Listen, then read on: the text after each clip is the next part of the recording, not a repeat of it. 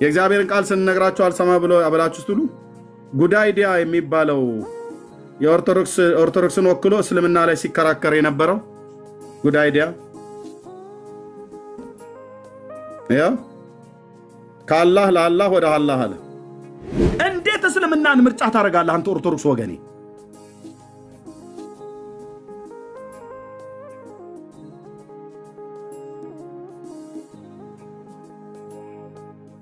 እንዴት ምርጫ ታደርጋለህ?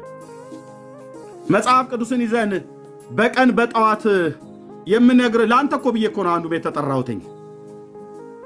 ጉዳይዲያ እንዴት እስልምናን ምርጫ ታደርጋለህ? ይሄንን የተባረከውን የእግዚአብሔርን ቃል ጥለህ እንዴት ቁርአንን ምርጫ ታደርጋለህ? ብርሃንን ጥለህ እንዴት ጨለማን ምርጫ ታደርጋለህ? በላውን ጴንጤውን ጌታን ተቀበል ብለን ስንለው አልቀበልም አለ።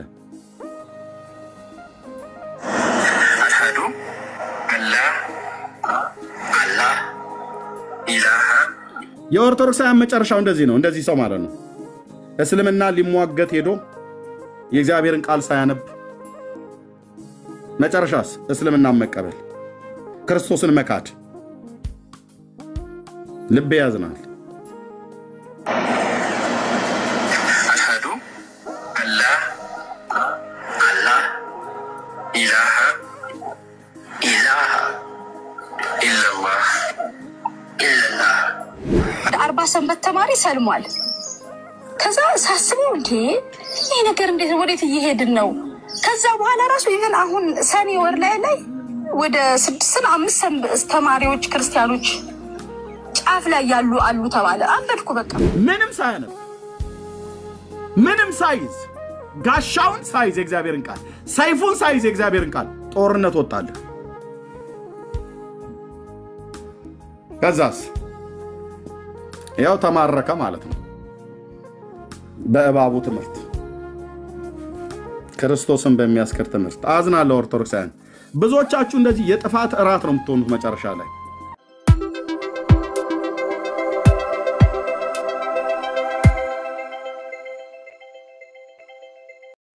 በአማርኛም ጸልይልኝ በልሳን ጸልዩዋል። አዎ ከዛ በአማርኛም ጸልዩልን ሰማለሁ።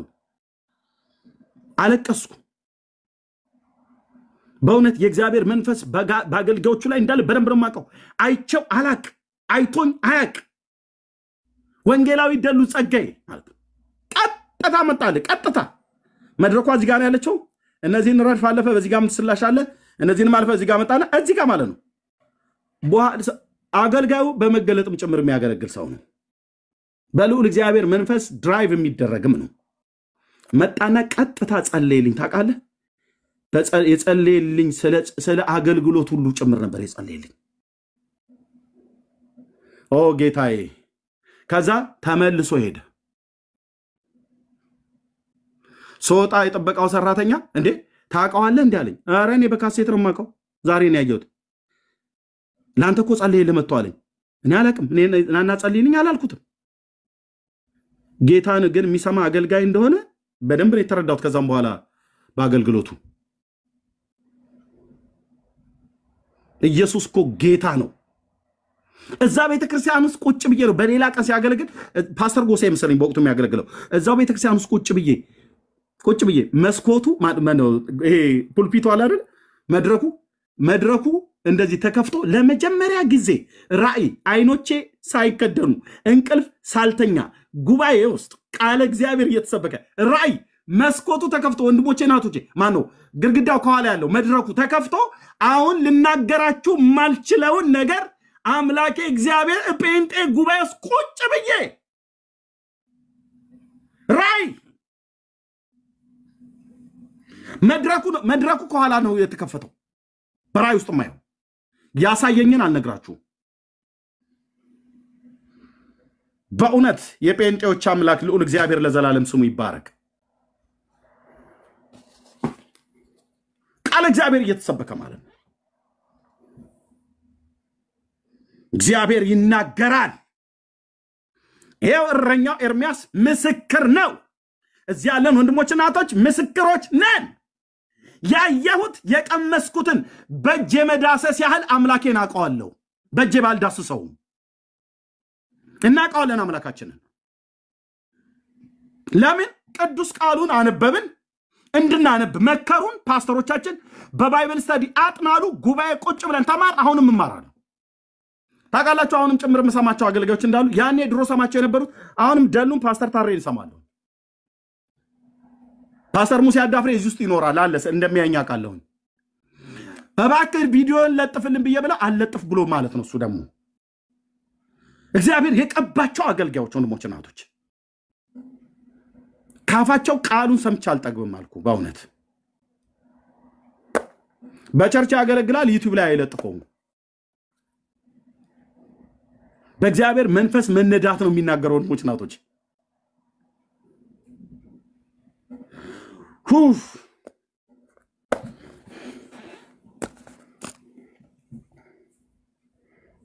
ፓስተር የባክ ዩቲዩብ ላይ ወጣና የሆነ ነገር የምትሰብከውን ተቀርቶ ለጥፈው ብዬ ፓስተር ሙሴ አዳፍሬ ሜሪላንድ ነው ያለው በቃ የሆነ ቸርች ላይ ብቻ እዛው ባለበት በመጋቢነት በሚያገለግልበት ላይ እዛ ያሉ ወገኖች ብቻ ይሰማሉ በእውነት ፓስተር ታሬ ስለሚለጥፈው እንሰማለን የደሉ ማን ዩቲዩብ ላይ ወጥቶ ስለሚያገለግል ሰማዋሉ የአላዛርም አሁን ስለሚያገለግል ሰማሉ የድሮ የሌሎቹንም አንዳንዶቹ ማለት ነው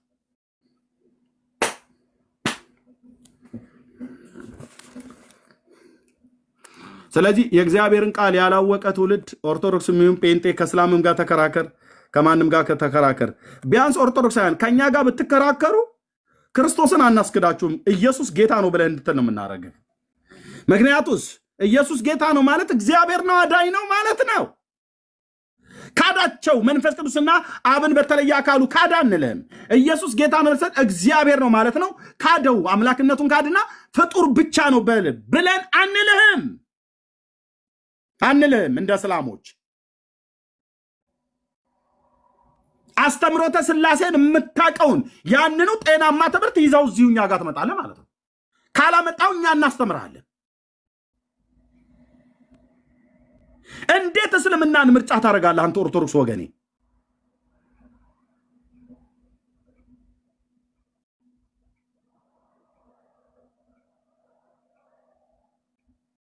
እንዴት ምርጫ ታረጋለህ መጽሐፍ ቅዱስን ይዘን በቀን በጠዋት የምነግር ላንተ እኮ ብዬ እኮ ነው አንዱ ቤት ተጠራውተኝ ጉድ አይዲያ እንዴት እስልምናን ምርጫ ታረጋለህ ይሄንን የተባረከውን የእግዚአብሔርን ቃል ጥለህ እንዴት ቁርአንን ምርጫ ታረጋለህ ብርሃንን ጥለህ እንዴት ጨለማን ምርጫ ታረጋለህ ከሞት የተነሳውን የአብ ልጅ የዳዊት ልጅ ኢየሱስ ክርስቶስን ጥለኸው ሞቶ የቀረውን መሐመድን እንዴት ምርጫ ታረጋለህ ብራዘር ሕያውን አምላክ ለዘላለም የሚኖረው ሁሉ በእርሱ የሆነ ከሆነውም እንኳን አንዳች ያለ እርሱ ያልሆነለትን እግዚአብሔር ወልድን ክደህ እንዴት አላህ ብለህ ምርጫ ታረጋለህ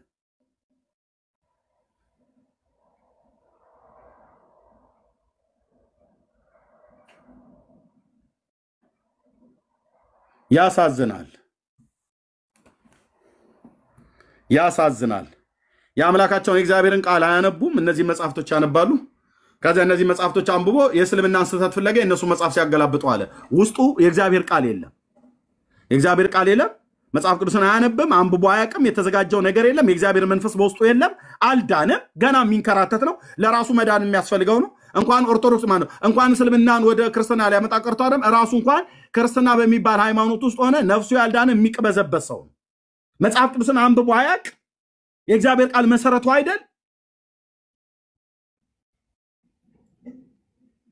ምንም ሳያነብ ምንም ሳይዝ ጋሻውን ሳይዝ የእግዚአብሔርን ቃል ሰይፉን ሳይዝ የእግዚአብሔርን ቃል ጦርነት ወጣልህ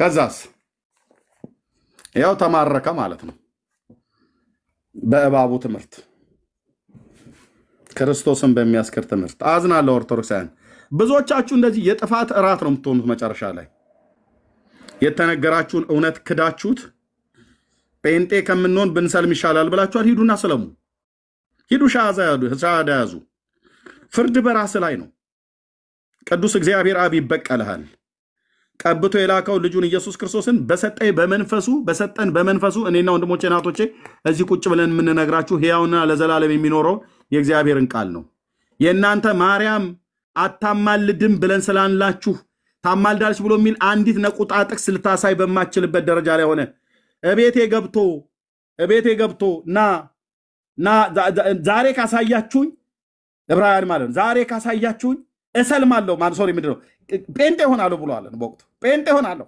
ካሳያችሁኝ መረጃ ኦኬ ብዬ ሳሳየው ከሜላ ላይ ተቀብዬ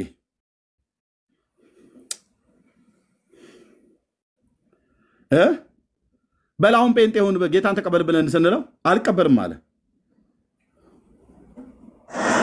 አሽሀዱ አላ ኢላሃ የኦርቶዶክሳውያን መጨረሻው እንደዚህ ነው እንደዚህ ሰው ማለት ነው እስልምና ሊሟገት ሄዶ የእግዚአብሔርን ቃል ሳያነብ መጨረሻስ እስልምና መቀበል ክርስቶስን መካድ ልብ ያዝናል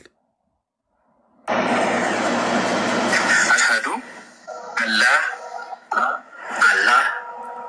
ኢላሃ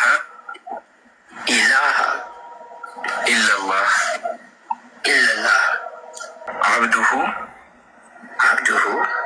ይሄ ነው መጨረሻችሁ የእግዚአብሔርን ቃል ስንነግራችሁ አልሰማ ብሎ አበላችሁ ስትሉ ጉዳይዲያ የሚባለው የኦርቶዶክስን ወክሎ እስልምና ላይ ሲከራከር የነበረው ጉዳይዲያ ያ ከአላህ ለአላህ ወደ አላህ አለ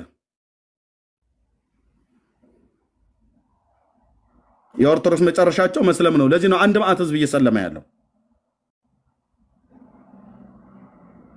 ዛሬ ሰለመላቸው እስልምና ሲከራከር የነበረው ሰው ማለት ነው ምንም ዕውቀት ሳይኖረው መጽሐፍ ቅዱስ ሳይኖራቸው ማለት መጽሐፍ ቅዱስ አላቸው መጽሐፍ ቅዱስን ሳያነቡ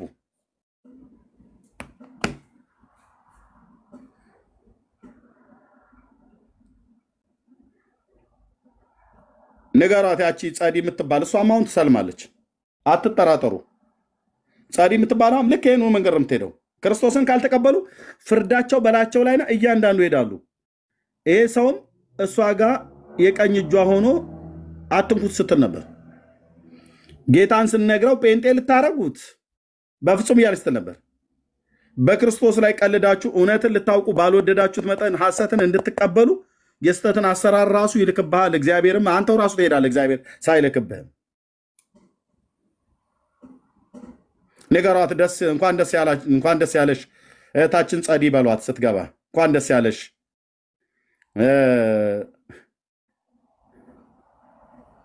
ጉዳይዲያ እስልምናን ተከራክሮ በመጨረሻ በእስልምና መረብ ውስጥ ወደቀ ያንቺም ዕጣ ፈንታሽ አንድ ቀን እንደዚሁ ነው ጌታን ብትቀበይ ይሻልሻል በሏት ሁለት ጥቅስ ይዛችሁ ጴንጤ ጋር አትምጡ ወንድሞች እናቶች እሱኑ ከእጅ ላይ ያራግፈዋል ወዲያው በእውነት ነው ብዬምላችሁ ወዲያው የምታወራው እስክታጣ ድረስ ማለት ነው ቁጭ ብለህ አንብበው ማታቅ ሙሉን አውድ እንኳን ራሱ እንኳን አያነቡትም መጽሐፍ ቅዱስ ይዘው አይመጡ እኛ ጋር ሲያወሩ መጽሐፍ ቅዱስን አንብቡልን የሚሉት ኦርቶዶክሳውያን አንድ ጥያቄ አሁን ማርያም ታማልዳለች ብለህ ብትለው አዎ ይላል እሺ ጥቅስ አለ ብለህ ስትለው አለኝ ይላል ከዛ መዝሙር 45 አውጣልኝ ይላል አንተ ራስህ አውጣ ስትለው የለውም መጽሐፍ ቅዱስ እንኳን እጁ ላይ አይደል ቤቱም የለም መጽሐፍ ቅዱስ አንተ አውጣው ይላል ከዛ አንተው ራስህ አንብብልኝ ይላል ታወጣለታለህ እኔው ራሴ ያነባለሁ ካነበብኩ በኋላ ምን ማለት አንብቦ ይላል ካነበብኩ በኋላ ተርጉሞ ይላል እንዴ ራስን እኮ ነው የጠየቅኩ እኔው መጽሐፉን አምጥቼ እኔው አንብቤ እኔው የማርያምን ማማለር ትርጉም እኔኑ ከመዝሙር 45 ላይ አምጣት ለኛለ እንዴ ተርጉማት እንጂ ቢያንስ መጽሐፉን በማምጣትና በማንበብ ከረዳው ትርጉሙን ከናንተ በለው እጋዝ ንግስቲቱ በቀኝ ትቆማለች ብሏል መድኃኔዓለም ይላል ታዲያ ማነች ንግስቲቱ ማርያም ይሄን ዳዊት ለሷ ነበር እንደ ጻፈው አዎ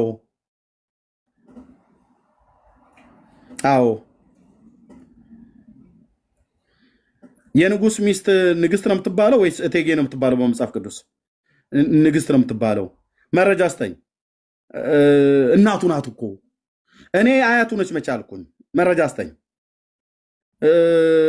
አሳድገዋለች እኮ ወዳጄ እናቱ ናት አያቱ ናት አክስቱ ነች አትበለኝ እኔ እናቱ መሆኗን አውቃለሁ መረጃ አስተኝ እና አባቶቻችን አምልተው አስፍተው አንቦርቀቀው ያስተማሩት ሚስጥሩ በጣም ብዙ ነው መረጃውን ስጠኝ በቃ ይሄ ነው ሶሻል ሚዲያ ላይ ያለው ማለት ነው። ኦርቶዶክሳውያን መዝሙር 45 አለ ተርጉም ስትለው አይተረጉም አንተን ተርጉመው ይላል። ስለዚህ ሁለት ጥቅስ ይዞ ይመጣል። መዝሙር 45 ያለ መረጃ ነው ያነበብኩት አለቀ። ራዕይ መጽሐፍ ምዕራፍ 12 ላይ አውጣው ይላል። 12ኛው ላይ ያነበብነው ዘንዶ ቀንዱ ሴቲቱ ምናምን ነገር ይላል። ሴቲቱ ማን አስተለው እመቤቴ ፈርዶባት እመቤቴ ነቻ እግዝእትነ ማርያም። እሺ 12ቱ አክሊሎች 12ቱ አክሊሎች 12ቱ ሐዋርያት ናቸው። ጨረቃው ዮሐንስ ነው። ፀሐዩ ክርስቶስ ነው ላይ ተረጉሟል። እሺ ፀሐዩ ክርስቶስ ነው። እሺ ወንድሜ ስላልዘጋታችሁ ረድ አስገባው ሚት ስላላረክታችሁ ረድ ጨረቃው ማን ነው አልከኝ? መጥምቁ ዮሐንስ ከእግሮቿ በታች መሆኑስ በክብር ከሷ ስለሚያንሳት 12ቱ ከዋክብት ሐዋርያቱ ናቸው። ጭንቅላቷ ላይ መሆኑ ዘውዱ በጭንቅላቷ ላይ ነውና እንዴት ነው ሐዋርያቱ በክብር ስለሚበልጧት ነው ጭንቅላቷ ላይ የተቀመጡት ማለት እንት ፐርሰናል አታድርገው እንትን ብዙ ዲፕ አትግባ ይለዋል። ዲፕ ነው እንጂ የምንገባው ራዕይ 12 ስታብለስ ታበቃ ጭንቅላቷ ላይ 12ቱ ሐዋርያት ጭንቅላቷ ላይ የተቀመጡት አክሊሎቿ ናቸው ብለህ ካልከኝ ምን ያርጉ እነ ጴጥሮስ እሷ ጭንቅላት ላይ ተቀመጡ 12 የከዋክብት አክሊል ይሆንላት ይላል። የከዋክብት አክሊል ይሄንም በቃ እጅ እግሩ የሌለ የማይገናኝ አድርጎ ይተረጉሙልሃል ማለት ነው። ተረት አዛ ቀዩስ ዘንዶ እባቡ ነው የቀደመው ይሏል። እሺ ጥሩ 10 ቀንዶች 10 ኃጢአት ናቸው አበይት ኃጢአት የሚባሉት።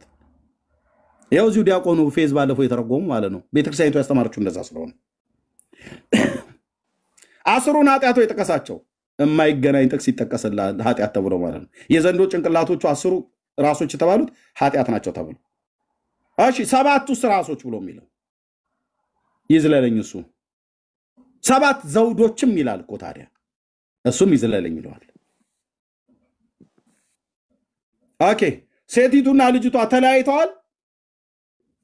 አዎ ምዕራፍ 5 ላይ ወደ እግዚአብሔር ቁጥር 5 ላይ ወደ እግዚአብሔርና ወደ ዙፋኑ ተነጠቀ ልጁ። ሴቲቱስ ብቻዋን ወደ ምድረ በዳ ሸሸች ይላል። ይሄም እንደሚያመልክተው እግዝእትነ ማርያም ወደ ግብጽ ስትሄድ ያሳየችው ከልጇ ጋር እንዴ ማርያም እኮ ወደ ግብጽ ስትሄድ ማቴዎስ ወንጌል መጽሐፍ ምዕራፍ 2 ላይ እናትና ልጁ ናቸው አብረው ሄዱት። የራዕይ መጽሐፍ ምዕራፍ 12 ቁጥር 5 እና 6 ግን እናትና ልጅ ተለያይተዋል። እንዴት ነው ብለህ ስትለው አባቶቻችን የራቀውን አቅርበው የቀረበውን አስፍተው አንቦርቅቀው ይላል። ተረታም ትውልድ መንፈሴን አታበሳጨው እንደዚህ እግዚአብሔር ቃል ላይ መጣችሁ ማለት ነው። የራቀውን ያቀርቡታል በሚስጥር ይላሉ። የቀረበውን ደግሞ ያንቦረቀቁታል ይልልሃል። እሺ አንቦረቀቁት። አዎ የራዕይ መጽሐፏ ምዕራፍ 12 ላይ ያለችው ሴትዮ ከልጇ ጋር ተለያይታለች። ልጇ ወደ ዙፋኑ ሄደ አረገ ማለት ነው። ሴቲቱስ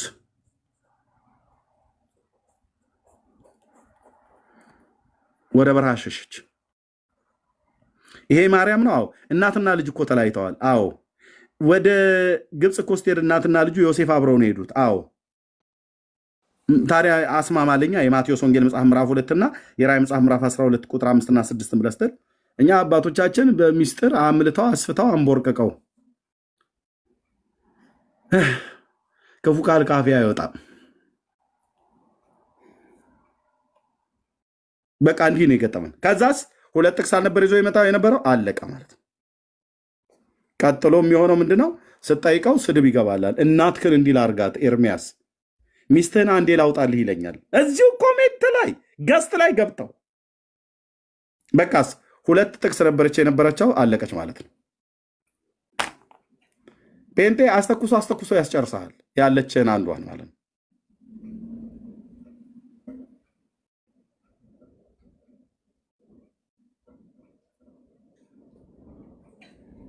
ስለዚህ መጽሐፍ ቅዱስን ስላላነበቡ ስለ እግዚአብሔር ዕውቀት የላቸውም። መጽሐፍ ቅዱስን ስታነብ ብቻ ነው ስለ እግዚአብሔር ዕውቀት የሚኖርህ። እግዚአብሔርን የምታውቀው ስለ እግዚአብሔር የምታውቀው እግዚአብሔርንም የምታውቀው ስለ እግዚአብሔርም የምታውቀው የእግዚአብሔር የሆነውን የምታውቀው መጽሐፍ ቅዱስ ስታነብ ነው፣ ብሉይና አዲስ ኪዳን። ይሄን ቅዱስ መጽሐፍ ብቻ። ከዛስ እግዚአብሔርና የእግዚአብሔር ነው ስለ እግዚአብሔር ስታቅ ያኔ ዕውቀት ይኖራል። ዕውቀት ካለህ መሰረትህ እምነትህ መሰረት ይኖረዋል፣ ጽኑ ይሆናል ማለት ነው። ከዛስ ምንም አይነት ነገር ቢመጣ አትጠፋም። የእግዚአብሔር ቃል ራሱ ጋሻ ይሆናል። ሃሌሉያ! ጋሻ። የእግዚአብሔርን ቃል ስላነበብህ የምታነባቸው መጽሐፍቶች ሁሉ ውስጥህን አይሸረሽሩትም። ምክንያቱም አስቀድመህ የአምላክህን ቃል በልተሃል፣ በውስጥ አለ፣ በልብህ አይምሮ ታትሟል።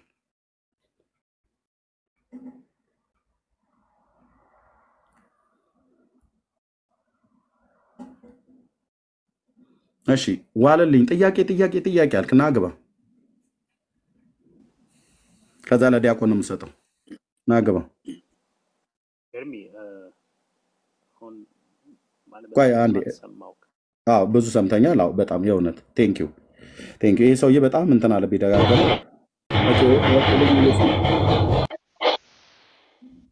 ከየት ቤተ እምነት ነው ወንድማችን የገባው? ወፍጮ ቤት ሆነ ነው የምትልከው? ጩኸት አለ እታችሁን። ደግሞ ወቁልኝ ኢየሱስ ነኝ ብሎ የሚል ለጥፏል። ግን ጥያቄ ፓስተር አለ በጌታ ኮንክ ፓስተር ካለ ሄድና ፓስተርን ጠይቅ። ቴንኪው። እሺ ጸጋ ይብዛላችሁ። ቴንኪው ዲያቆን፣ ረጅም ሰዓት ጠብቀኛል። በእውነት እጅግ አድርጌ አመሰግናለሁ። ተባረክ። የምትለው ካለ ማለት ትችላለህ፣ እናወራለን። እኔ ቅድም ቄስ ወይ ዲያቆን ስላልክ ለዛ ነበር የገባሁት። ከዛም የተለያዩ ነገሮች አንስታል። ያው ዝም ብዬ ሳዳምጥ ነበር። ኦኬ ልታወራ በምትፈልገው ነገር ላይ እናወራ እንችላለን። ልታወራ በምትፈልገው ነገር ላይ እናወራ እንችላለን። ምርጫ ቅዱስ ቁርባን ወይስ ጥምቀት ላይ? ስለ ቁርባን ብናወራ ትችላለህ። እሺ ያው ከዚህ በፊት ግን አውርተናል አይደል? አይ ጀምረን ተው ነው።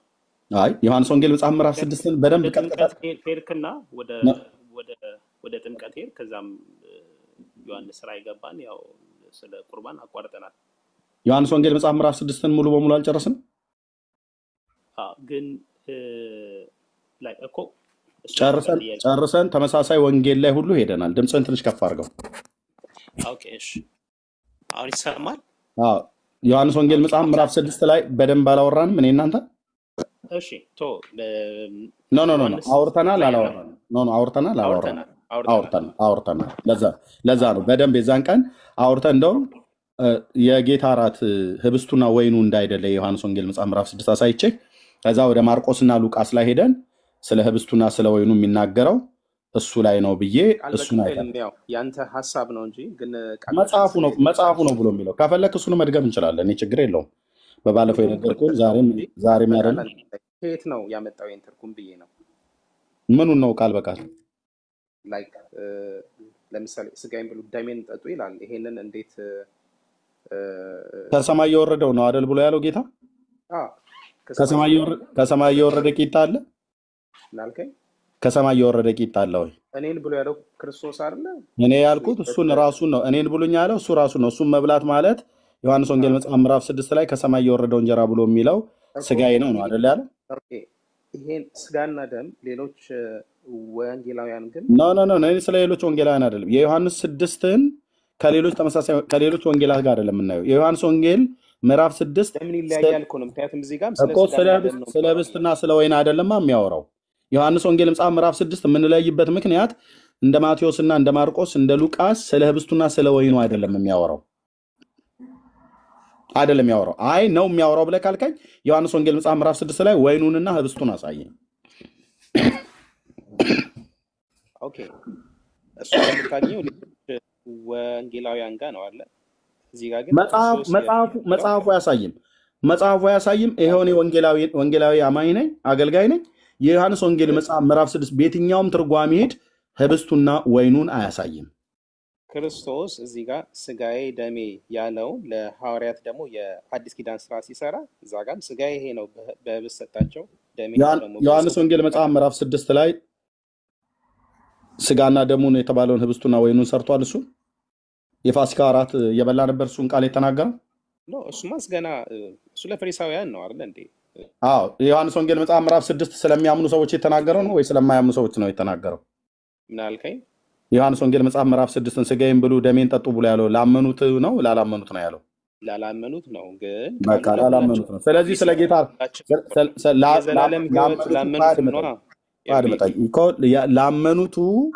ላመኑቱ አይደለም ላላመኑት አይሁድ ነው እዛ ጋ ያላቸው።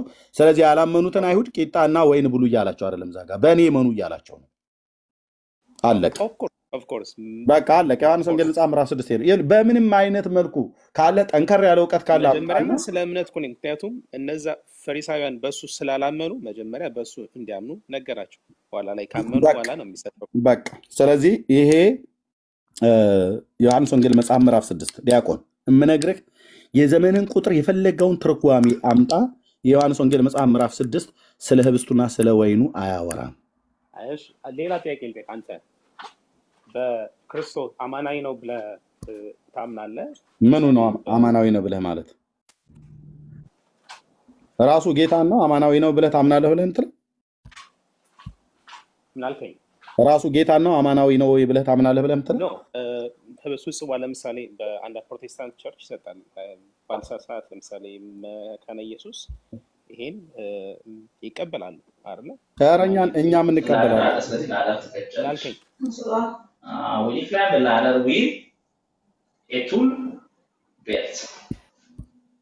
እሺ እኛም እንቀበላለን። የጌታን እራት እኮ አልኩህ ባለፈው ላይ ሳወራህ አልሰማም? የዛሬ ሁለት ሳምንት ላይ እውነተኛ የጌታ ስጋና ደም ብለህ ነው የምትቀበለው? እናንተ እንደምትሉት እኛ እንደዛ ብለን እውነተኛ የጌታ ስጋና ደም ነው ብለን አናምንም። ህብስትና ወይን ነው ከጌታ ስጋ አድምጠኝ ከጠየቀኝ አድምጠኝ። እናንተ ኦርቶዶክሳውያን እንደምትሉት መጽሐፍ ቅዱስ የማይለው እንደምትሉት እኛ እንደዛ ብለን አናምንም። ከጌታ ስጋ ጋራ እና ከእውነተኛው ከጌታ ስጋና ከእውነተኛው ደም ጋራ ህብረት አለው ብለን ግን እናምናለን። አንደኛ ቆሮንቶስ መጽሐፍ ምዕራፍ ለምን ጥያቄ ከጠየቀኝ መልስ ልመልስበት ለህዝቡ። ይሄ ሲሪየስ የሆነ ጉዳይ ነው የጠየቀኝ በጥያቄ። እኔ አሁን ሙግት ዲቤት እንግባ ብዬ ብልህ ማለት ልንቅ ፈልጌ አይደለም፣ እንደዛ ላረግ አልፈልግም። ጥያቄ ከፈለክ ጠይቀኝ፣ እኔም ግን ጠይቃለሁ ዲያቆን እንደመሆን መጣ ማለት ነው። አማናዊ ነው ብሎ የሚለው በኦርቶዶክስ ተዋሕዶ ቤተክርስቲያን ህብስቱ ሲቆረስ ተለወጠ ውላጤ ብላችሁ እንደምትሉት እኛ እንደዛ አናምንም። መጽሐፍ ቅዱስም እንደዛ አያስተምርም። እንደዛ ስለማያስተምር ማንቀበለው እንጂ ዝም ብለን ፕሮቴስታንት ስለተባልን የኦርቶዶክስን ነገር በሙሉ እንቃወም ብለን አይደለም። ልክ ነው፣ ሐሰትን እንቃወማለን። እንደ እግዚአብሔር ቃል ያልሆነውን ፕሮቴስት እናደርጋለን። ከዚህ በፊትም አድርገናል፣ አሁንም እናደርጋለን፣ ከዚህም በኋላ እናደርጋለን። ፕሮቴስት እናደርጋለን ማለት እንደ እግዚአብሔር ቃል እንደ መጽሐፍ ቅዱስ የማይሰጥ ትምህርት የማይሰጥን ትርጓሜ አንቀበልም። ስለዚህ አማናዊ ብሎ የሚለው በእናንተ ቤተክርስቲያን ልክ የወርድ መንፈስ ቅዱስ ተብሎ ሲባል በላዕለ ህብስቱ ወይኑ ያኔ ይለወጣል ተብሎ በቅዳሴ መሃል እንደምንለው በዛ ሰዓት ይለወጣል ብለን እኛ ቂጣው ወደ እውነተኛ ስጋነት ወደ እውነተኛ ደምነት ይለወጣል ብለን ውላጤን አናምንም። ታዲያ ምናምነው የምንወስደው ወይንና የምንወስደው ህብስት ከጌታ ስጋ ጋር ህብረት አለው ብሎ እንዳለን ቅዱስ ጳውሎስ አዎ እንደዛ እናምናለን። መጽሐፉ ስለሚል እናንተ እንደምትሉት አናምንም። እናንተ መጽሐፍ ቅዱስ ከሚለው ውጭ እኮ ነው የምትሉት ማለት ይለወጣል ብላችሁ ትላላችሁ። እናንተ ይለወጣል ብላችሁ ትላላችሁ። እናንተ ይለወጣል ብላችሁ ስለ ቂጣው አይደለም እሱ የሚናገረው ወንድሜ። ዮሐንስ ወንጌል መጽሐፍ ምዕራፍ 6 ላይ ሄዳ አትደበቅ ብራዘር፣ እንዳትጠቅስ። ዮሐንስ አላልኩኝም። ዮሐንስ እውነተኛ ስጋዬ እውነተኛ ስጋ ነው ብለ እውነተኛ መብል ነው ያለው ዮሐንስ ወንጌል መጽሐፍ ምዕራፍ 6 ላይ። እናንተ ይለወጣል ብላችሁ ትላላችሁ አይደል ዲያቆን? እኔን አትደብቅም። እንግዲህ የኦርቶዶክስ ዲያቆን ስለሆነ አድምጠኝ። ካቶሊካውያን እንደማመጥ በኦርቶዶክስ ዲያቆን ስለሆንክ እኔም ስለነበርኩ ስለማውቀው እኔን አትከዳኝም። ይለወጣል ብላችሁ ታምናላችሁ አይደል? የወርድ መንፈስ ቅዱስ ተብሎ ሲባል አብነ ነበር ሲባል ሚስጥራ በሚታይ እኮ አይደለም እኮ ይለወጣል ብላችሁ ትላላችሁ አይደል ወይ ነው ያልኩት ጥያቄ። አዎ ኦኬ። ህብስቱ ተለውጦ ስጋ መለኮት ይሆናል፣ ደም ተለውጦ እናምናለን። ኦኬ ስጋ አሁን ህብስቱ ተለውጦ ከዛ በፊት ከቤተልሔም አምጥተን የወረድ መንፈስ ቅዱስ እስከሚባል ሰዓት ድረስ ምንም አይለወጥም ማለት ሲናርጋው ወደዛ ውስጥ ምክንያቱም መግባት ለኔም ጥሩ ስለማይሆን ገብተን ነው የምናወራው። እኔ ገብተን ነው የምናወራው። ካልሆነ ለህዝቡ ነው የማወራው። ቅዱስ ቁርባን ላይ እናውራ ብለኸኛል፣ አወራለሁ። የጌታ እራት ማለት ነው። ችግር የለም። ኦኬ። ስለዚህ ወደዛ ውስጥ መግባት የለብንም ብላ አትበለኝ። ስለዚህ እኔ እንደ አንድ ኦርቶዶክሳዊ ዲያቆን እንደነበርኩኝ እንደቀደሰ በእጆቼ የሰራሁት ህብስትና ወይን ስለሆነ አንተም ዲያቆን ስለሆንክ ስለምታውቀው ህብስቱ የሚለወጠው የወረድ መንፈስ ቅዱስ ሲባል ነው አይደል? ባጭሩ በቅዳሴ እንበለው እኮ በቅዳሴ አይደለም። በቅዳሴ ውስጥ የወረድ መንፈስ ቅዱስ በላዕለ ህብስቱ ወወይኑ ተብሎ ሲባል ነው አይደል? ለምን በቅዳሴ ብቻ ይባላል? ዝም ብሎ አድበስብሶ ቅዳሴ የሚባል ነገር የለም። ና ደወሉልህ እና ወንድማችን ኦኬ፣ ወደ ውጭ ወጣ። ይሰማል አሁን? አዎ ይሰማል። ወደ ውጭ ወጣ ማለት መች ነው የሚለው? በቅዳሴ ነው። በቅዳሴ አይደለም። ቅዳሴ ከሁለት ሰዓት ነበርም ሲባል የሚሉ አሉ። የወርድ መንፈስ ቅዱስም ሲሉ እሱ ነው እኮ የቱ ጋር ነው? አንዳንዶቹ አሐዱ አብ ቅዱስም ተብሎ ነው ሲባልም ይላሉ። የወረድ መንፈስ ቅዱስም ተብሎ ሲባል ይላሉ። ሀበነ ሲባል ይላሉ። ግን ህብስቱ ወደ እውነተኛ አማናዊው ስጋ መለኮት ደመ መለኮት ሆኖ ይለወጣል ብሎ የሚለው ግን በቅዳሴ ውስጥ ከ2 ሰዓት ተኩል እስከ 3 ሰዓት ነው የምንቀድሰው። ኦኬ። ስለዚህ በዛ ቅዳሴ ውስጥ የትኛው ክፍል ላይ ነው የመንፈስ ቅዱስን መምጣት ለምንድን ነው ሀበረ ማነው የወረድ መንፈስ ቅዱስ በላዕለ ህብስቱ ወወይኑ ተብሎ የሚለው? ካህኑ ምን አልከኝ? ለምንድን ነው የሚባለው እኮ? ለምንድን ነው የሚለው? ለምንድን ነው ጵርስፎራው ላይ መንፈስ ቅዱስ እንዲወርድ ካህኑ የሚለው? ኦኬ። መንፈስ ቅዱስማ ሲወል አሁን ምክንያቱም ዲፕ እንትን እያልን ነው። አዎ ሲሪየስ እሱ ላይ ማውራት እንፈልግ። ለዚህ ነው ዲያቆንና ካህን ነው የምፈልገው። ዲያቆንና ካህን ነው የምፈልገው ያልኩት ለዛ ነው። ፈኑ ለምሳሌ ፈኑ ብሎ ከዛ መጨረሻ ላይ ፈኑ የሚል አለ አይደለ? ጸጋ መንፈስ ቅዱስ ማለት ነው። እዛ የሚሉ አሉ የወርድ መንፈስ ቅዱስ። ኦኬ። ባጭሩ በቅዳሴ ብለን እንያዘው እኮ አልኩ። ገብቷል አይደል? ይሄ ያው ለምን የቅዳሴው ሰዓት ረጅም ስለሆነ የቱ ጋር ነው የጌታ ስጋና ደም የሚለወጠው? ህብስቱ ወደ እውነተኛ ስጋ፣ ደሙ ወደ እውነተኛ ደም የሚለወጠው የቱ ጋር ነው? በትምህርት ሀበነ ሲባል ይለወጣል የሚሉ አሉ። አንተ እንዳልከው ደግሞ የወርድ መንፈስ ቅዱስም ግን ሀበነ ሲባል ነው ካህኑ። ኦኬ። ሀበነ ላይ እንያዘው። እሺ በቃ ሀበነ ላይ እንያዘው። ቴንክ ዩ። ባጭሩ ሀበነ ላይ እንያዘው። የምንለው ለትምህርት ነው እንጂ በምን ሰዓት የሚል እግዚአብሔር በሚያውቀው ነው። ሚስቲካል የሚባለው ለዛ ነው። ሚስጥራዊ ነው የሚባለው እኮ ሌላ ነገር አይደለም። አይታይም ነው። እሺ ጌታችን ቆርሶ ሲሰጣቸው ተለወጠ ብላችሁ ትላላችሁ አይደል? ባለፈውም ስትለኝ ነበር። ጌታችን ህብስቱን ቆርሶ ሲሰጣቸው የአይሁድ ፋሲካ ሲበሉ ተለወጠ። ዓርብ ዕለት የቆረሰው ስጋ ያፈሰሰው ደም እኔ ዓርብ ዕለት አልሄድኩም። ፋሲካው ሐሙስ ነው እየበላ የነበረው ምሴት ሐሙስ ላይ። ስለዚህ ዓርብ ምንም ቂጣ የሰጣቸው ቂጣ የለም። ዓርብ በመከራ ውስጥ ነበር ያለው ጌታዬ። ቂጣውን የሰጣቸው ሐሙስ ነው አይደል? የበሉት ሐሙስ ምሽት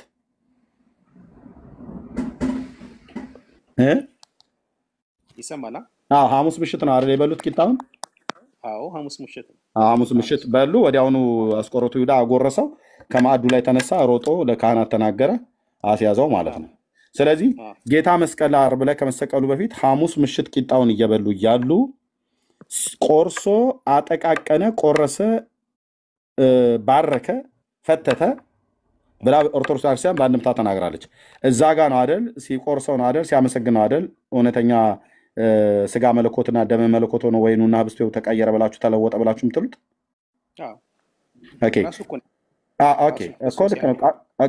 ቃሉ ብሎ የሚለው ቆርሶ ሰጣቸው ነው። እናንተ ግን ለወጠው ብላችኋል። ሰጣቸው ይልና እንዲህ ማላቸው ይላል ሉቃስ 22 ላይ። ኖ ቀጥሎ ያለውን አይደለም እኔ ቀጥሎ ያለውን አይደለም የፈለኩት። ቀጥሎ ያለውንማ አለ። ይህ በደም የሚሆን አዲስ ኪዳን ነው ብሏል ጌታዬ። ምንም ጥርጥር እኛ ጋር ጴንጤ ጋር ነው የመጣው። ብራዘር መጽሐፍ ቅዱስ በደንብ ነው የምናውቀው የቱ ጋር ምን እንደሚል። አሁን የጠየቁት እናንተ መጽሐፍ ቅዱስን የማይለውን ልክ ቆረሰ፣ አመሰገነ፣ ቆረሰ ይላል።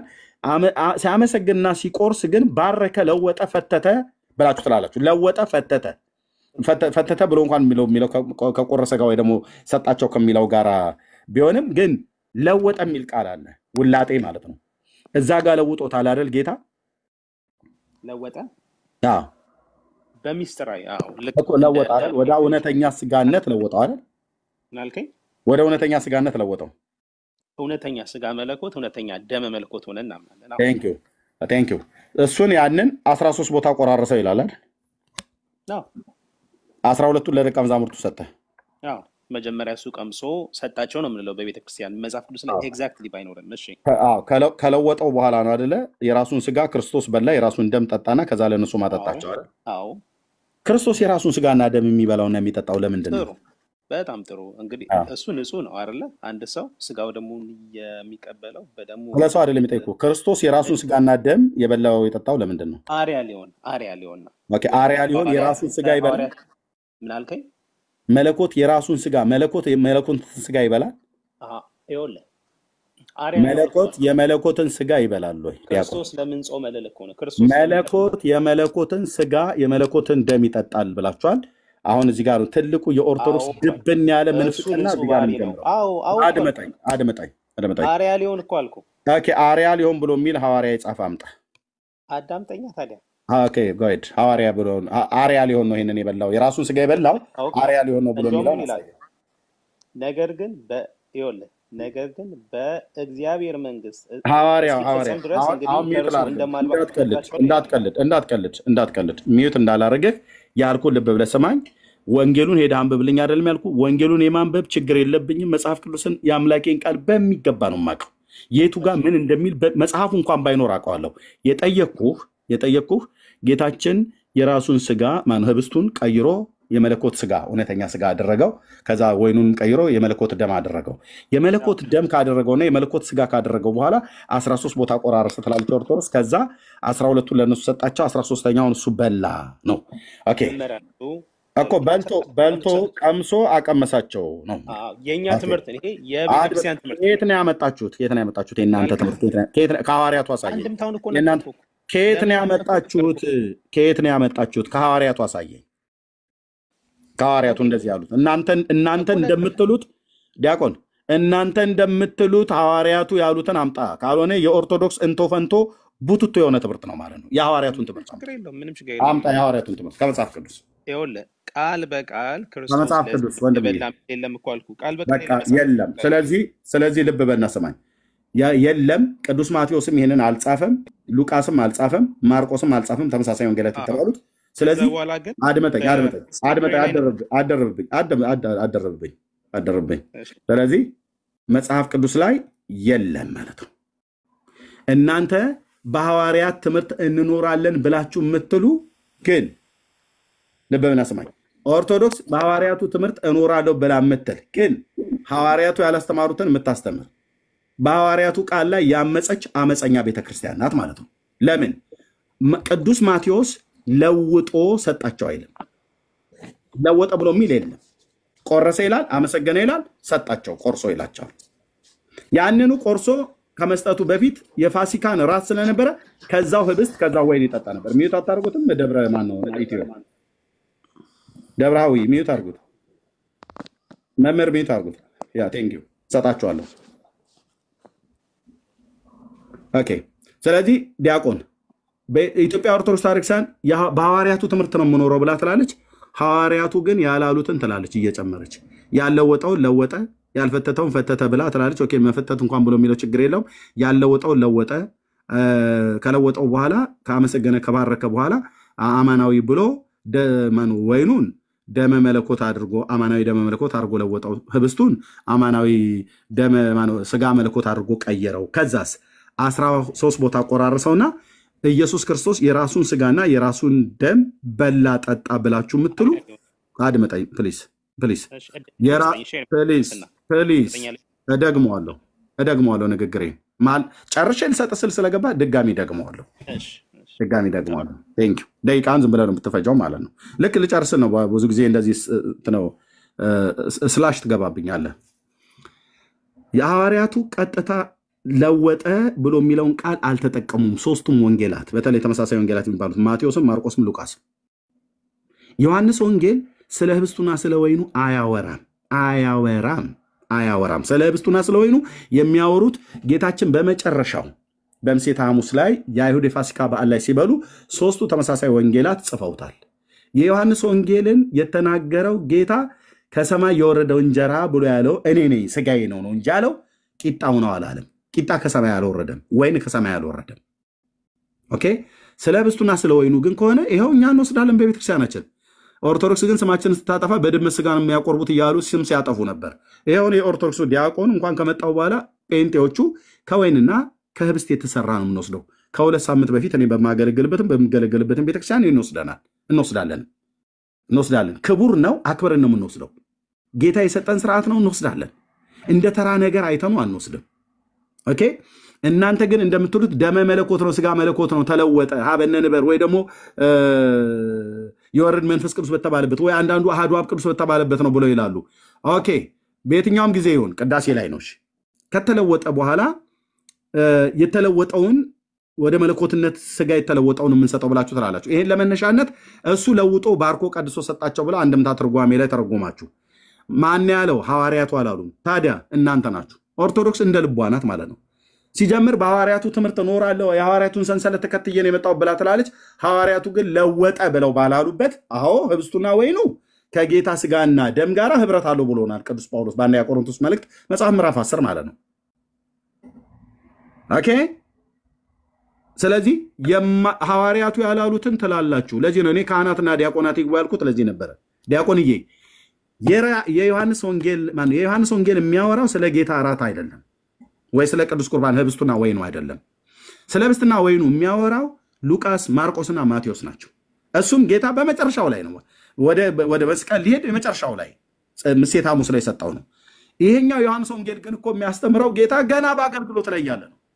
በቅፍርናሆም በነበረበት ሰዓት ላይ በገሊላ ባህር ዙሪያዎች እየዞሩ በ10 ከተሞች በቤተሳይዳ፣ በቅፍርናሆም፣ በጌንሴሬጥ እየዞረ በሚያስተምርበት ሰዓት ላይ በዛ ሳለ ነው የሰጣቸው። የተከተሉትም ያላመኑ አይሁዶች ናቸው። ስለዚህ ለወጠ ባረከ ብለው ካሉ በኋላ መለኮት የመለኮትን ስጋ በላ፣ መለኮት የመለኮትን ደም ጠጣ ብሎ የሚል ዲስካስቲንግ ይላሉ ነጮች። በጣም አስጸያፊ ማለት ነው ይሄ አይነት ትምህርት። እሺ ልመልስ ለዛው ከዛ ሳታልፍ ልመልስ። ደብረመዊ ላይ መምህር እሳቸው ስለቀደሙ እሰጥሃለሁ ወይ እሳቸው ፍቃድ መጠየቅ አለበት። ስለዚህ እንደዚህ ብላችሁ ትላላችሁ። መምህር ከላይ ይቅደሙ፣ ከታች ያሉት ኤርሚ እኔ ነኝ የምቀድመው አይደል? ኦኬ። ስለዚህ አልተፈቀደላችሁም። ይቅደሙ፣ ችግር የለም ይቅደሙ። እሺ። ኢትዮ ካህን ነዎት? ኢትዮ አይደለሁም። ዲያቆን ነዎት? አይደለሁም። ሚኒስትር አይተዋል?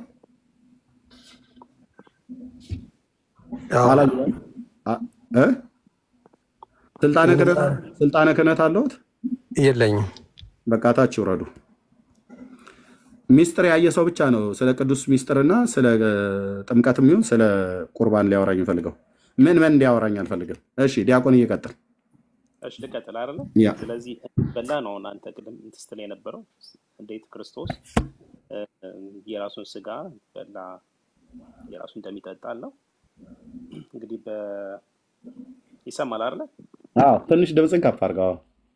ኦኬ። አርያል የሆነን ነው። ማን ነው አርያል የሆነ ነው ብሎ ያለ? እናንተ ወይስ ሐዋርያቱ ናቸው ያሉት? ራሱ ክርስቶስ እኮ እሱን የቱጋ ነው አርያል ሆናችሁ ብላው ብሎ ያለው ናሳዩ። እሺ ሐዋርያት ለህዝቡ ሲሰጡ አልጠይቁም። አልጠይቁም። ዲያቆን የጠየቅኩ ላይ ብቻ አውራ ብራዘር፣ የጠየቅኩ ላይ ብቻ ወንድሜ። ለህዝቡም አንተ የጠየቅከኝ ላይ ለጠየቅከኝ ጥያቄ የሚመጥን መልስ ስሰጥ ነው ህዝቡም ራሱ የሚማረው ወይ እኔም የምማረው ያንተ የምትማረው። እኔም አንተ ለጠየቅኩ ጥያቄ ተገቢ የሆነ መልስ ሰጠኝ ነው። እኔ እሱ ራሱ አርያል የሆነን ነው ብሏል ነው ያልከኝ። ኢየሱስ አርያል ሆናችሁ ነው የምበላው ብሎ ያለበትን ክፍል አሳየኝ። የኔን ስጋና የኔን ደም ራሴ የምበላው ራሴ የምጠጣው አርያል ሆናችሁ ነው ብሎ ያለበትን ክፍል አሳየኝ።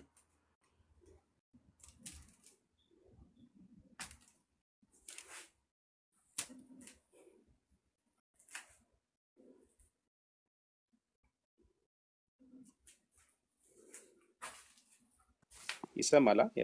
አይ ወጥተህ ነበረ የምታወራው ነገር አይሰማም። የምታነበው ወጥተህ ነው። ዮሐንስ 6ን አንተ ቅድም ስትል ጨርሰናል። ዮሐንስ 6ን ጨርሰናል። ዮሐንስ 6ን ጨርሰናል እኮ እንዴት? 6ን ጨርሰናል። ዮሐንስ 6ን ጨርሰናል። ዮሐንስ 6ን ጨርሰናል። ዮሐንስ 6ን ጨርሰናል። ዮሐንስ 6ን ጨርሰናል። ዮሐንስ 6ን ጨርሰናል። ዮሐንስ 6ን ጨርሰናል። ዮሐንስ 6ን ጨርሰናል። ዮሐንስ 6ን ጨርሰናል። የዮሐንስ 6ን ጨርሰናል ዲያቆን። ባለፈውም በደንብ አድርጌ በላው ለሚል ወንድሜ በደንብ አድርጌ ዮሐንስ 6ን ከዚህ በፊትም ታስታውሳለህ። በደንብ አድርጌ እስኪገባህ ድረስ ቆይ አደርብብኝ። የዮሐንስ 6ን እስኪገባህ ድረስ ገባም አልገባም የቃሉን ፍቺ በደንብ ካሜራ ከፍቼ ታስታውሳለህ። እየጻፉ በጣም ረጅም ጊዜ እኔ እናንተ አውርተንበታል። አይ ሪስፔክት ያንተን ትርጉም ግን እንዴት ተረጎምከው እኮ ነው ያልኩህ። ምን ላይ ያገኘው ይሄን ትርጉም? እዛው መጽሐፉ ላይ ነው። ስለ ቂጣና እኮ ስለ ወይን አይደለም የሚያወራው ዮሐንስ 6። ስለ ህብስቱ አድምጠኝ። የፋሲካውን ቂጣ የሰጣቸው ጸሎተ ሐሙስ ላይ ነው ብራዘር። ሐሙስ ነው የሰጣቸው። ሐሙስ ደግሞ የሰጠው ማለት መጨረሻ በማግስቱ እኮ መስቀል ላይ እኮ ሞተ እኮ ጌታዬ። የዮሐንስ 6ን እኮ የተናገረው እያስተማረ እያለ ነው። ስለዚህ አሁን የምትመልስልኝ መልሰ ዮሐንስ 6 ውስጥ አትመጨምረኝ። ኢየሱስ የበላው ኢየሱስ የጠጣው ለአርያነት ነው ብለኛል። የቱ ጋር ነው ለአርያነት ነው ብሎ የሚለው ያለው ቃል? እሱን ክፍል አሳየኝ። መጀመሪያ ላብራራው ታዲያ። ኖ ለአርያነት ነው ብሎ የሚለውን ክፍል አሳየኝ። እሺ ክፍሉን አሳየኝ። ለአርያነት በልቶታል ብለዋል። ራሱ ነው ለአርያነት የበላሁት ብሏል ብለኛል። የቱ ጋር ነው ለአርያነት ነው ብለው ይጽዋ የጌታ ስጋና ደም እንደሆነ ግን አምናለሁ። ዲያቆን እባክህ ለአርያነት ነው የበላው ብሏል ራሱ ብለኛል። አሳየኝ ለአርያነት ነው የበላሁት ብሎ ያለበትን። ኤርሚ ቅድም እኮ አንተ ለምሳሌ ትርጉም ሰጥ ቃል በቃል ስጋዬ ደሜ ያለውን እንደዛ ነው ለአርያነት ነው የበላው ብለኛል። የቱ ጋር ነው ለአርያነት በላው ብሎ ያለው? መምህር ነው ታዲያ ክርስቶስ። እኔ መምህር እኮ ነኝ ብሏል አይደል እንዴ? እኮ ለአርያነት ነው የበላሁት፣ ስጋዬን ለአርያነት በላሁት፣ ደሜን ለአርያነት ጠጣሁት ብሎ አለ። እሺ ደቀ መዛሙርቱ የሰጣቸው ለዘላለም ሕይወት ነበር አይደል?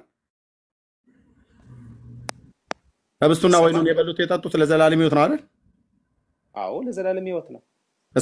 እስከዛ ሰዓት ድረስ ጸሎተ ሐሙስ ቁጭ ብለው ማዕዱ ላይ አይሁድን ፋሲካ እስኪበሉ ድረስ እነ ጴጥሮስ የዘላለም ሕይወት አልነበራቸው? የዘላለም ሕይወት ካልነበራቸው ሰባዎቹን ሁለት አድርጎ ሲልካቸው ሄደው ሲመለሱ አጋንንት በስም ወጣልን ብለው ሲሉት በዚህ ደስ አይበላችሁ፣ ስማችሁ በሕይወት መጽሐፍ ስለተጻፈ ደስ ይበላችሁ ነው አይደል ያላቸው? አዎ ስሙ በሕይወት መጽሐፍ የተጻፈ የዳነ ሰው ነው ወይስ ያልዳነ ሰው ነው? እንደዛ ካልክ ይሁዳም ድኖ ነበር። የዳነ ሰው ነው ያልዳነ ሰው ነው? ይሁዳማ ለዚህ ደነ አድመጣኝ። ስለ ይሁዳ አታውራ። የጠየቁ መልስልኝ። ደቀ መዛሙርቱ እዛ የተቀመጡት ስማቸው በሕይወት መጽሐፍ የተጻፈ ነው የተጻፈ አይደለም ብዬ ስለ የተጻፈ ነው ብለኛል። ስለዚህ ስማቸው በሕይወት መጽሐፍ ላይ የተጻፉ የዳኑ ሰዎች ናቸው ወይስ ያልዳኑ ሰዎች? መልስልኝ። እሺ እሱ እርግጠኛ መልስልኝ። ለእግዚአብሔር ቃል አዎና አሜን በል ዲያቆን ብራዘር። ለዘላለምን ሕይወት እነ ጴጥሮስ አድመጠኝ። የዘላለምን ሕይወት እነ ጴጥሮስ እስከ ሐሙስ ዕለት ድረስ ቂጣውን እስኪሰጣቸው ድረስ የዘላለም ሕይወት አላገኙም ብለኛል። እነሱ ደግሞ የዘላለም ሕይወትን እንዳገኙ ጌታ ራሱ ሁለት አድርጎ ሲልካቸው ሰባዎቹ ማለት ነው አጋንንትን አስወጥተው ሲመጡ አጋንንት በስም ተገዙልን ብለው ሲሉ በዚህ ደስ አይበላችሁ፣ ስማችሁ በሕይወት መጽሐፍ ስለተጻፈ ደስ ይበላችሁ አለ። ስማችሁ በሕይወት መጽሐፍ ስለተጻፈ ነው ብሎ የሚለው ኦልሬዲ ኢዝ ዳን እንጂ ገና ስለሚጻፍ ብሎ ፊውቸሪቲ አይደለም የነገራቸው። ታዲያ ስሙ በሕይወት መጽሐፍ የሚጻፍ ያልዳነ ሰው ነው ወይስ የዳነ ሰው? መልስልኝ። ከነሱ ይሁዳ እኮ ነበር እኮ። የዳነ ሰው ነው ያልዳነ ሰው? ይሁዳ በገዛ መንገዱ ትቶታል። ጌታ ለዚህ ሕይወት ጠርቶት ነበር። ወንድም ያታድከመኝ።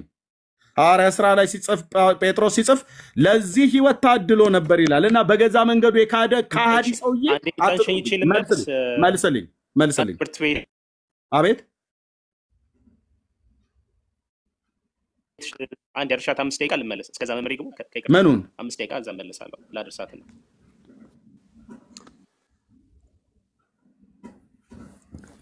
ምኑን እንደምትመልሰው አልሰማሁም።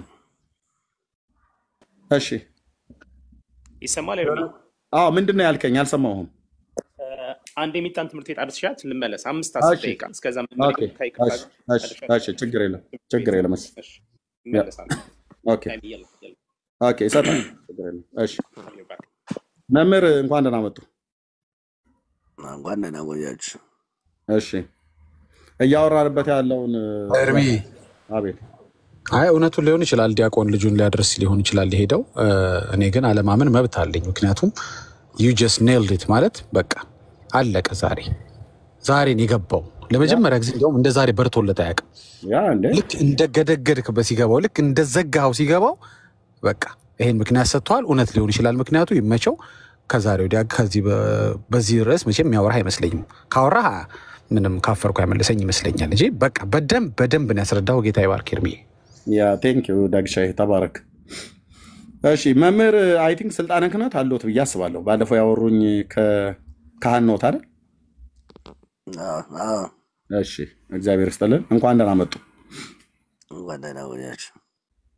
ዛሬ ስለ ሚስጥረ ቁርባን ነው የምናወራው። እየሰማኋችሁ ነበር። ምን ይላሉ በሰሙት ጉዳይ ላይ? እስኪ ምንድን ነው ያለውት? እንደ ካህን እንደመውጣት እንደመሆነዎት መጠን እኔም እንግዲህ አልተለወጠም አይለወጥም እያልክ ነበርና በዛ ጉዳይ ተወሰነ አስተያየት። በእርግጥ ጊዜ የለኝም አሁን። እንደኛ መቼም ነበርኩ ኦርቶዶክሱ ነበርኩ ብለሃል። ያፈነገጥክ ወይ ይቅርታ ስለቃሉ ይቅርታ ይደረግልኝ። ችግር የለውም። ያፈነገጥክ ኦርቶዶክስ ስለሆንክ ታውቀዋለህ ብዬ ነው። ህማማት ሰሙነ ህማማት ነው እና ልገባ ነው ቤተክርስቲያን አውቀዋለሁ። ስለዚህ በማቴዎስ ወንጌል ምዕራፍ 26 ቁጥር 26 አካባቢ ላይ የሚለውን ቀድምም ውላጤው ላይ አውሩኝ፣ መለወጡ ላይ አውሩኝ ቀሲስ። በቃ መለወጡ ስለመለወጡ ነው። የቅዳሴ ስንገባ የሚለወጡ የቱ ጋር ነው? ከቤተልሔም ነው የሚጀምረው? አሐዱ አብ ቅዱስ ሲባል ነው ወይ? ህብስቱን አንስቶ ባረከ፣ ቆረሰ፣ ለደቀ መዛሙርቱም ሰጣቸው ይላል። ይህ ስጋዬ ነው እንኩ ብሉ ብሎ ሰጠ። በቃ ይህ ስጋዬ ነው የሚለው ተለወጠ የሚለውን አይተካውም ወይ ነው? እኔ አይተካውም። የትኛው ሐዋርያ ተለወጠ ብሎ አለ መምህር ቀሲስ? ይኸውልህ ሐዋርያት ሳይሆን ራሱ ጌታችን በአምላካዊ ቃሉ ሲናገር ይህ ስጋዬ ነው እንኩ ብሉ ካለ መጀመሪያ ህብስቱ አንስቶ አለ፣ ባረከ፣ ቆረሰም ሰጣቸውም ይላል። ከዚህ በኋላ ይህ ስጋዬ ነው ብሉ ብሎ ሰጣቸው። ለወጠው፣ በራሱ ቃል እኮ ለወጠው፣ ለውጦ ሰጠ። ሳይልማ የትኛው ሐዋርያ ለወጠ ብሎ ጻፈ ነው? ለወጠ እኮ የምትሉት ኦርቶዶክሳውያን እናንተ ናችሁ እንጂ ጌታችንም ለወጥኩት ብሎ አላለም። አንድ ሐዋርያቱም ለወጠው ብለው አላሉ። በየትኛውም ነገር ብትመጣል ኤርሜ ልንገርህ፣ ይህ ስጋዬ ነው የሚል ቃል አለ የለም? የወንጌላቱ ላይ ሲናገር ይሄ በደሜ የሚሆን አዲስ ኪዳን ነው ለመታሰቢያ ያድርጉት ብለዋል። ህብስቱን በቃ ለዘመን እንዲህ አክሙ ይትፈተ ለስርየት ኃጢአት ይላል በግዕዙ። ስለዚህ አሁን ይህ ስጋዬ ነው ካለ በአምላካዊ ቃሉ ይህ ስጋዬ ነው ካለው እንዴት ነው የማይለወጥበት ምክንያት ምንድን ነው? ማን ተናግሮ መምህር? እሱም ታላቁ መምህር ራሱ እየተናገረ እኮ ነው። አልተናገረም። ለወጥኩት አላለም። ይኸው እየተናገረ ያሳዩኝ። ለወጥኩት ብሎ አላለም። ሂድ ይኸውልህ፣ ግባና ይኸውልህ ማቴዎስ 26 አንብቡት። እርስዎ ያንብቡት። 26 እንግዲህ ሲበሉም ጌታችን ኢየሱስ ክርስቶስ ህብስቱን አንስቶ አለ፣ ባረከ፣ ቆረሰ፣ ለደቀ መዛሙርቱም ሰጣቸው ወይም ሰጠ ይላል። ጽዋውንም አንስቶ አመስግኖ ሰጣቸው፣ እንዲህም አለ፣ ሁላችሁም ከእርሱ ጠጡ፣ ኃጢአትን ለማስተስረይ ስለ ብዙዎች የሚፈስ የሐዲስ ኪዳን ደሜ ይህ ነው አለ። ኤግዛክትሊ ወይን ለሐዲስ ኪዳን የሚፈሰው ወይን አይደለም ያለው፣ ደሜ ነው ያለው።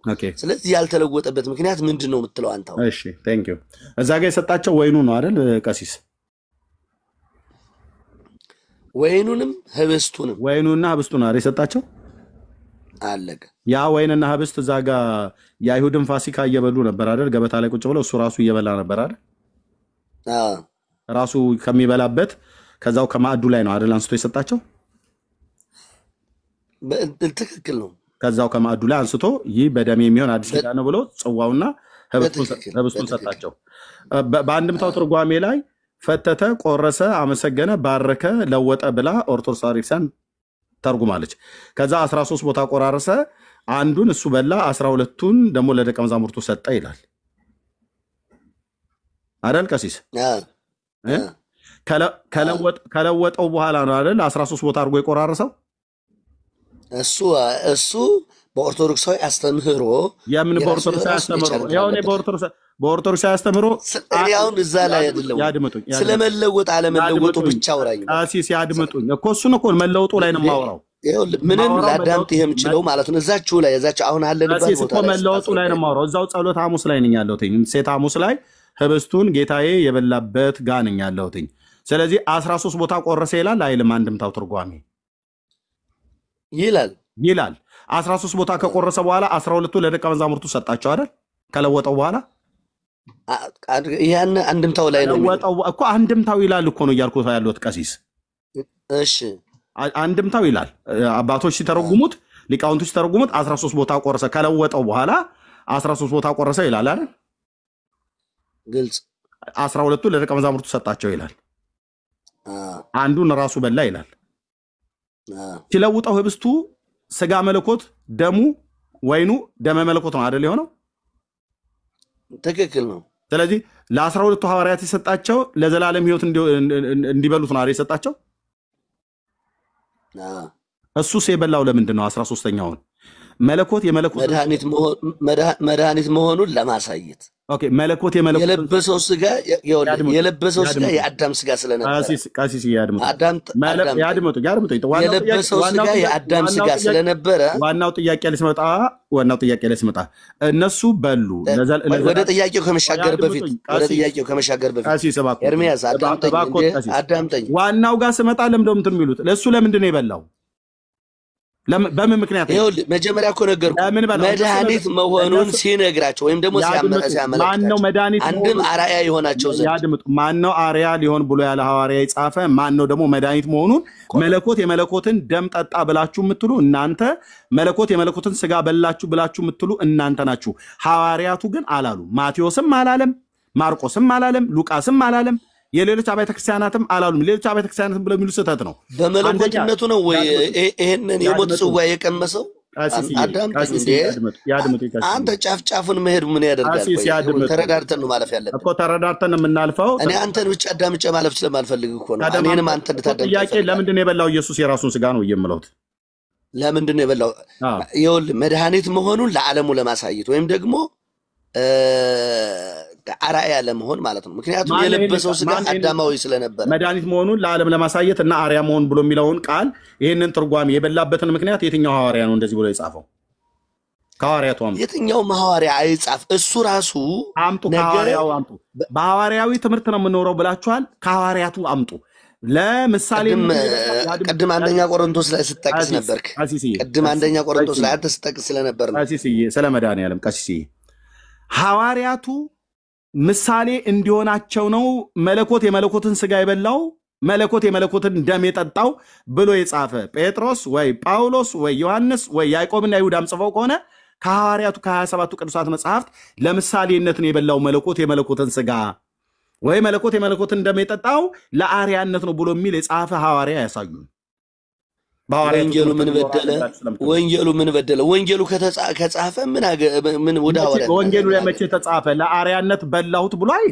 አይልም ቀሲስ ምንድነው የሚያወሩት አይልም ለአርያነት በላሁት ለአርያነት ጠጣሁት አላለም ጌታ መድኃኒዓለም ምንድነው የሚያወሩን አላለም ቆየ ያዳምጠኝማ እኛ የወንጌል አማኞች ነን ቀሲስ አላለም ጌታችንም አላለም ሐዋርያቱም ለአርያነት በላ ለአርያነት ጠጣ አላሉ እናንተ ናችሁ የምትሉት እኛ አይደለንም ወንጌሉ አስቀምጧል የታለ ለአርያነት በላ ብሎ የሚለው መረጃውን ይስጡኝ ወንጌሉ ካስቀመጠ ይሄው እዚህ ቁጥር ላይ በሉኝ ከፍቼ ያው ተነስቼ ትንሽ ስለደከመኝ ሶፋ ላይ ተቀምጫለሁ ግን ተነስቼ ከፍተዋለሁ ወንጌሉ የቱ ጋር ላውጣው ለአርያነት በላ ለአርያነት አንዲት ጫፍ ጥቅስ ይዞ መሮጥ የመናፍቃን ልማድ ነው እኔ ስለማቀው ማለት እሱ ተጃደ አንድ ጥቅስ ላይ እንደውም ያላለ ማለት ያድምጡ ከናንተ በላይ መናፍቅ አለ እንዴ ቀሲስ ከኦርቶዶክስ በላይ መናፍቅ አለ እንዴ እሱን ቀስ ብለን እናየዋለን የመለኮትን ስጋ የመለኮት ያድምጡኝ መለኮት የመለኮትን ስጋ በላ ብላችሁ ከማለት የበለጠ ክደት አለ እንዴ መለኮት የሰውን ስጋ ተዋህዷል አልተዋሃደም እኔ ስጋ መዋሃዱ ላይ አይደለም የሰውን ተፈጥሯዊ ባህሪ ገንዘቡ ማድረግ ያድምጡ በሰዋዊ ባህሪ ነበረ አልነበረም መልሱ ይሄው ቀሲስዬ መልሱ መለኮት የሰውን ተፈጥሯዊ ባህሪ ገንዘቡ ማድረግ ስለነበረበት አስቀድሞ ከብዙ ሺህ ዓመት በፊት በባሪያዎቹ በቅዱሳን ነቢያት እንደተናገረ በብላቴናው በዳዊት ቤት የመዳንን ቀንድ ስላስነሳ ከዳዊት ዘር ከድንግሊቱ የሰውን ተፈጥሯዊ ባህሪ በስጋና በደም ተካፍሎ ጌታችን ኢየሱስ ክርስቶስ ተወልዷል። ይሄ የወንጌላቱም ስብከት ነው፣ የነጠረ የኛም የጴንጤዎቹ ስብከት ነው። ነገረ ክርስቶስ ላይ አንዲት ቅንጣት ነገር አታነሱም። እናንተ ናችሁ ሐዋርያት ያላለውን እያላችሁ መታችሁ የመናፍቃን ራሶት አሁን የሚተረጉሙ ትርጓሜ ድብን ያለ የምንፍቅና ትምህርት ነው። መለኮት የመለኮትን ስጋ በላ ብላችሁ የምትሉ የኦርቶዶክስ ቄሶች እናንተ ናችሁ። እኔም የኦርቶዶክስ ዲያቆን ስለነበርኩ ጓዳ ጎርጓዳችሁን አውቃለሁኝ። የቱ ጋ ነው እሱ ኢየሱስ የራሴን ስጋ በላሁ ብሎ ያለው? እነሱ ለሐዋርያቱ የሰጠው ለዘላለም ሕይወት ነው ብላችሁ ካላችሁ እሱ የበላበት ምክንያት ለአርያነት ነው። አንዴ ቃሉን ልድገምልህ፣ አዳምጠኝ። አንዴ ቃሉን ልድገምልህ። እሺ ቃሉን ልድገምልህ። ህብስቱን አንስቶ ባረከ አለ። አዎ ቆረሰ፣ ለደቀ መዛሙርቱም ይህ ስጋዬ ነው እንኩ ብሎ ሰጠ። ጽዋውንም አንስቶ አመስግኖ ሰጣቸው፣ እንዲህ አለ፣ ሁላችሁም ከእርሱ ጠጡ። ኃጢአትን ለማስተስረይ ስለ ብዙዎች የሚፈስ የአዲስ ኪዳን ደሜ ይህ ነው።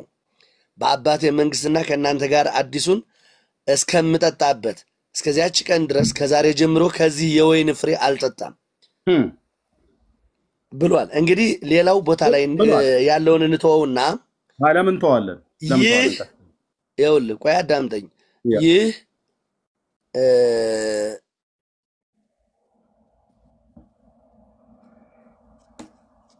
ኃጢአትን ለማስተስረይ ስለ ብዙዎች የሚፈስ የአዲስ ኪዳን ደም ይህ ነው።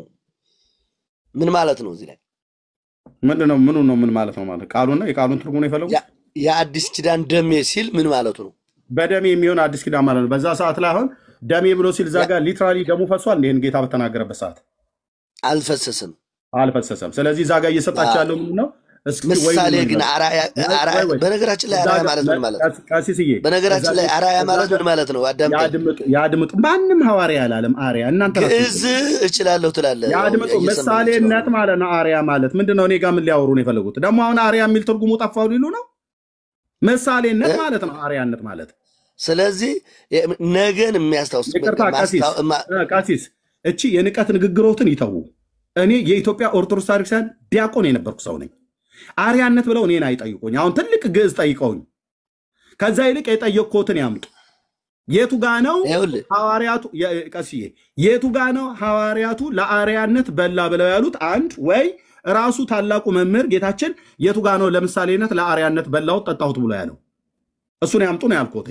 የአዲስ ኪዳን ደሜ ይህ ነው የምትለውን ብቻ ምን ማለት ነው? ይሄን አስረዳ። ደሙ በዛ ሰዓት ይሄን ብሎ ባለበት ሰዓት ላይ ደሙ ፈሷል ወይ ያልኩት ነው። ነገ እኮ ብሏቸዋል እዛው እኮ ደሙ ፈሷል ወይ? ቀሲስ ደሙ አልፈሰሰም።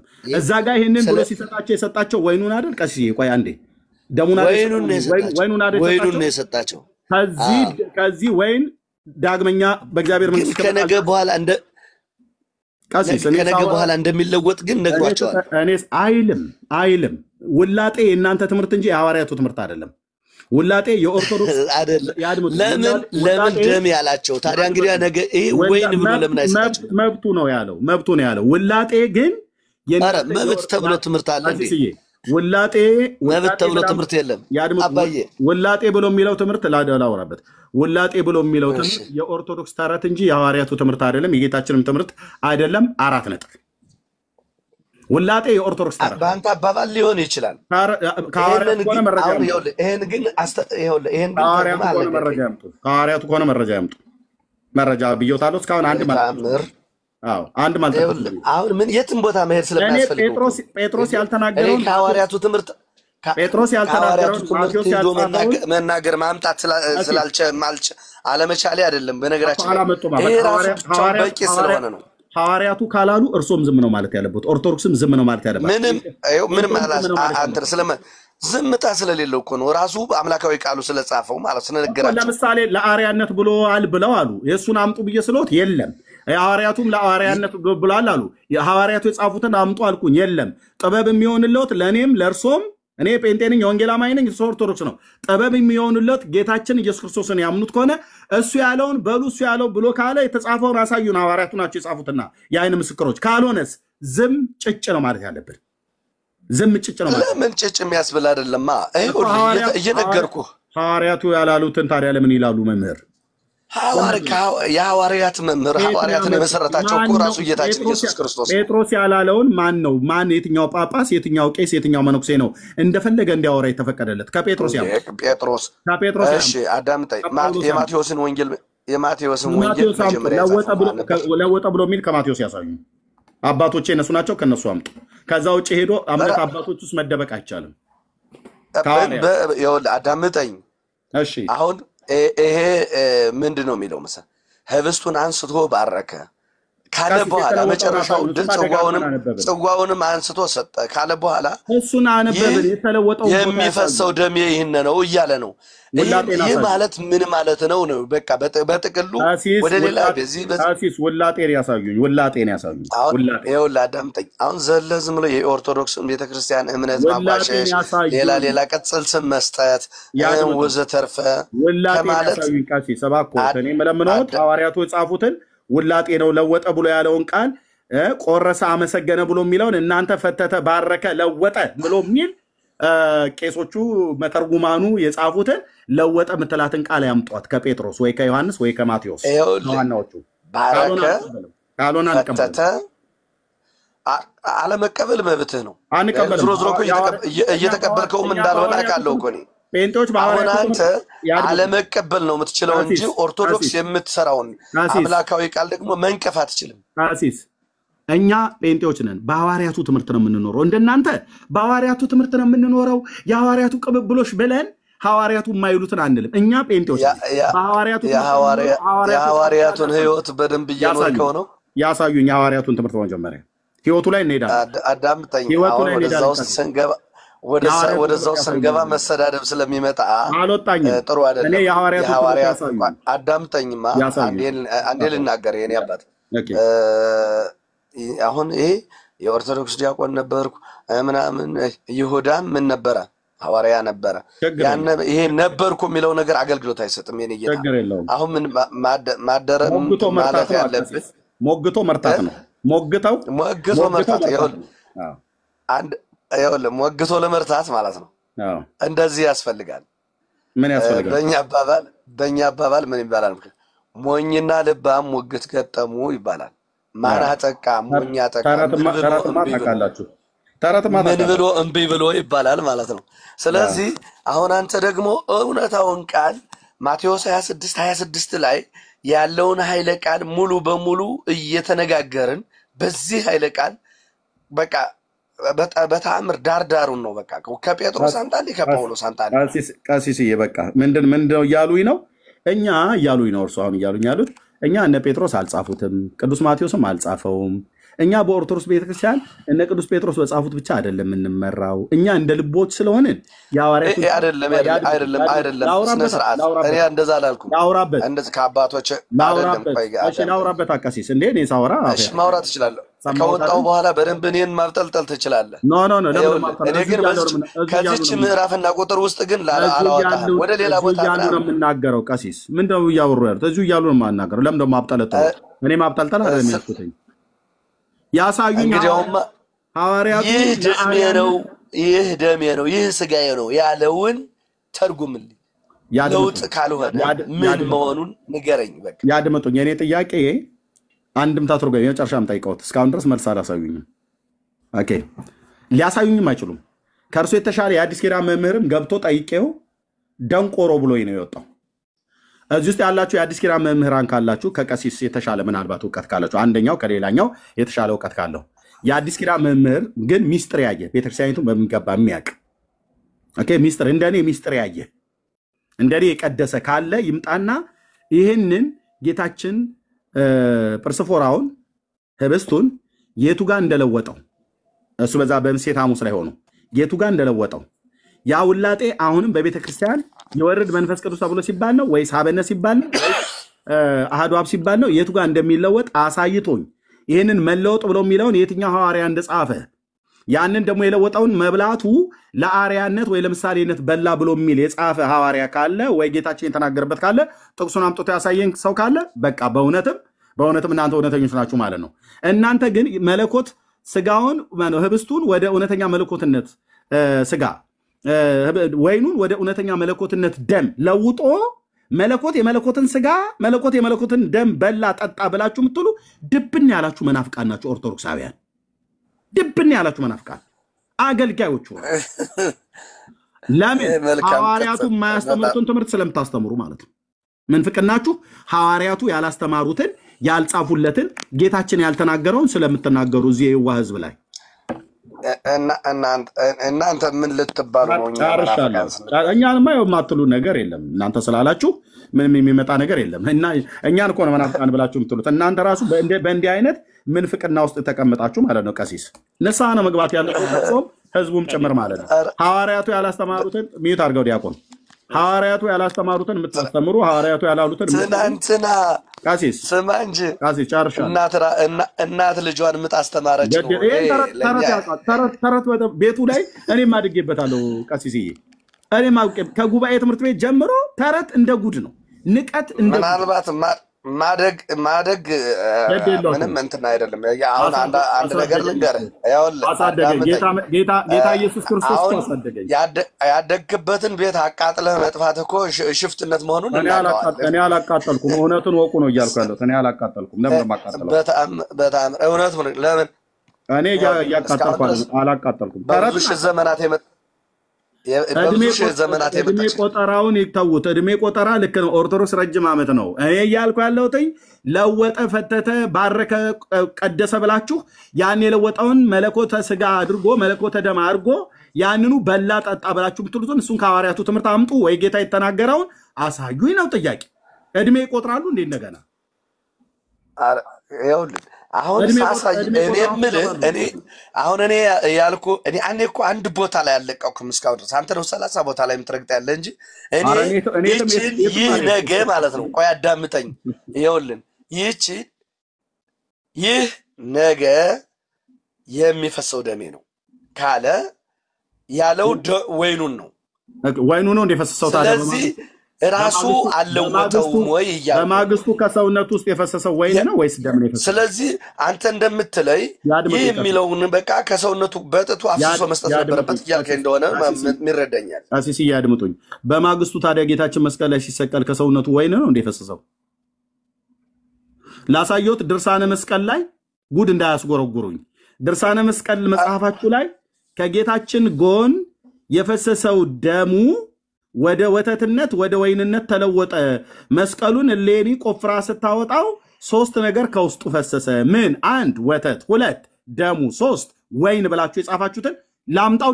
ድርሳነ መስቀልን ላምጣው። በደብረ ሊባኖስ ገዳም የታተመው መጽሐፍ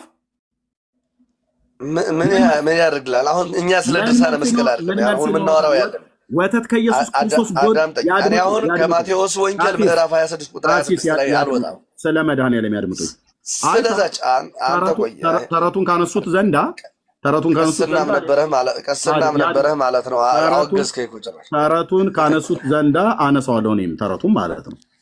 ወደ ተረት ስለገቡ የሐዋርያቱን አሳዩ ብለው ሲሉ ብዙ ተረት ሲተርቱብኝ እኔም ደግሞ የአቅሜን ወርወር ላደርጋ ከድርሳነ መስቀል ላይ ማለት ነው። ምክንያቱስ ከጌታችን ኢየሱስ ክርስቶስ አካል በመስቀል ላይ ሲሰቀል ወይንና ወተት ፈሶ ከአካሉ ላይ መስቀል ውስጥ ገብቶ እሌኒ መስቀሉን ቆፍራ ስታወጣው ከመስቀል ውስጥ ወይንና ወተት ደም ፈሰሰ ብሎ የሚለው ደብረ ሊባኖስ ገዳም በድርሳነ መስቀል ላይ ጽፈዋለች። ከኢየሱስ ክርስቶስ ጎን ላይ ውሃና ደም እንደፈሰሰ ዮሐንስ ነግሮናል። ወተቱና ወይኑ ከየት መጣ መምህር ይበሉት እንግዲህ እስኪ አመስጥረው ይንገሩን። ምን ብርቅ አለው? ይሄም አይደለም አሁን እኔ ያልኩ ያለውን አልመለስክልኝም።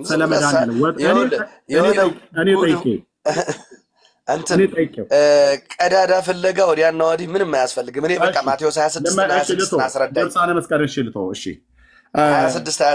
አስረዳኝ። ከዛ ውጭ ሌላ ምንም የምንነጋገረው ነገር ያድምጡ። የማቴዎስ 26 እንዳስረዳሁት አሁን የምጠይቀውት የመጨረሻ ጥያቄ አለ። ጌታችን 12ቱን ለሐዋርያቱ ሰጣቸው አይደል? ለ12 ሐዋርያት ቆርሶ ሰጣቸው አይደል? ፈትቶ አንዱን እሱ በላ። ከፈተተው በኋላ የራሱን ስጋ በላ፣ የራሱን ደም ጠጣ። ከዛ የሱን ስጋና ደም የሚሆነውን ደግሞ ሰጣቸው አይደል? በሉ ጠጡ ሐዋርያቱ። ሐዋርያቱ የበሉት የጠጡት ለዘላለም ሕይወት ነው በሚገባ የኃጢአት ይቅርታን ለማግኘት ነው አንዴ አላቸው እኮ እዛው ላይ እኮ የኃጢአት ይቅርታን ለማግኘት ነው ወይ? በትክክል እሺ የዘላለም ሕይወት ለማግኘት ከሆነ እስከዛ እስከ ጸሎተ ሐሙስ ድረስ የዘላለም ሕይወት አላገኙም አልዳኑም ነበር ሐዋርያቱ? ያለ ኢየሱስ ክርስቶስ ደም ፍሰት መቼ እንትን ለምን ታዲያ የዘላለም ሕይወትን አግኝተው ከነበረ አልዳኑም ነበሩ። የክርስቶስ መምጣት ምክንያት እኮ የአዳም አልዳኑም ነበሩ። አልዳኑም ከዛ በፊት ድህነት አልነበረም። እሺ ጌታችን ኢየሱስ ክርስቶስ የኃጢአት ስርየትን የኃጢአት ይቅርታን የሰጠው ደሙን ካፈሰሰ በኋላ ነው ወይስ ደሙን ሳያፈስ በፊት ለሰዎች የኃጢአት ይቅርታቸውን ይሰጥ ነበር? ይሰጥ ነበር እንደየመጠኑ። ከየት አምጥቶ ነው የሚሰጠው? ደሙን ሳያፈስ ማን ነው ስጠ ያለው የኃጢአት ይቅርታን? ለአምላካዊ ካህሊነቱ አንተ ተሟጋችነት አለ እንዴ? ለካህሊነቱ እንደዛ እንዲሉኝ ነው ቀሲስዬ፣ እንደዛ እንዲሉኝ ነው። በመለኮታዊ ኃይሉ የኃጢአት ይቅርታን ይሰጥ ነበር። የኃጢአት ይቅርታ ለሰዎች ይሰጥ ነበር። ያድምጡ። አምልኮም ተቀብሎ ነበር። ዝማሬ ከሰውም ከመላእክትም ተቀብሎ ነበር። ስግደትም ከሰውም ከመላእክትም ተቀብሎ ነበር፣ አምላክ ስለሆነ ማለት ነው። ስለዚህ ደሙን ሳያፈስ በፊት የኃጢአት ይቅርታ ለሰዎች ከሰጠ ለምን እንዲህ ታደርጋለህ ብሎ እሱም ማንም ሊከሰው የሚችል የለም አይደል?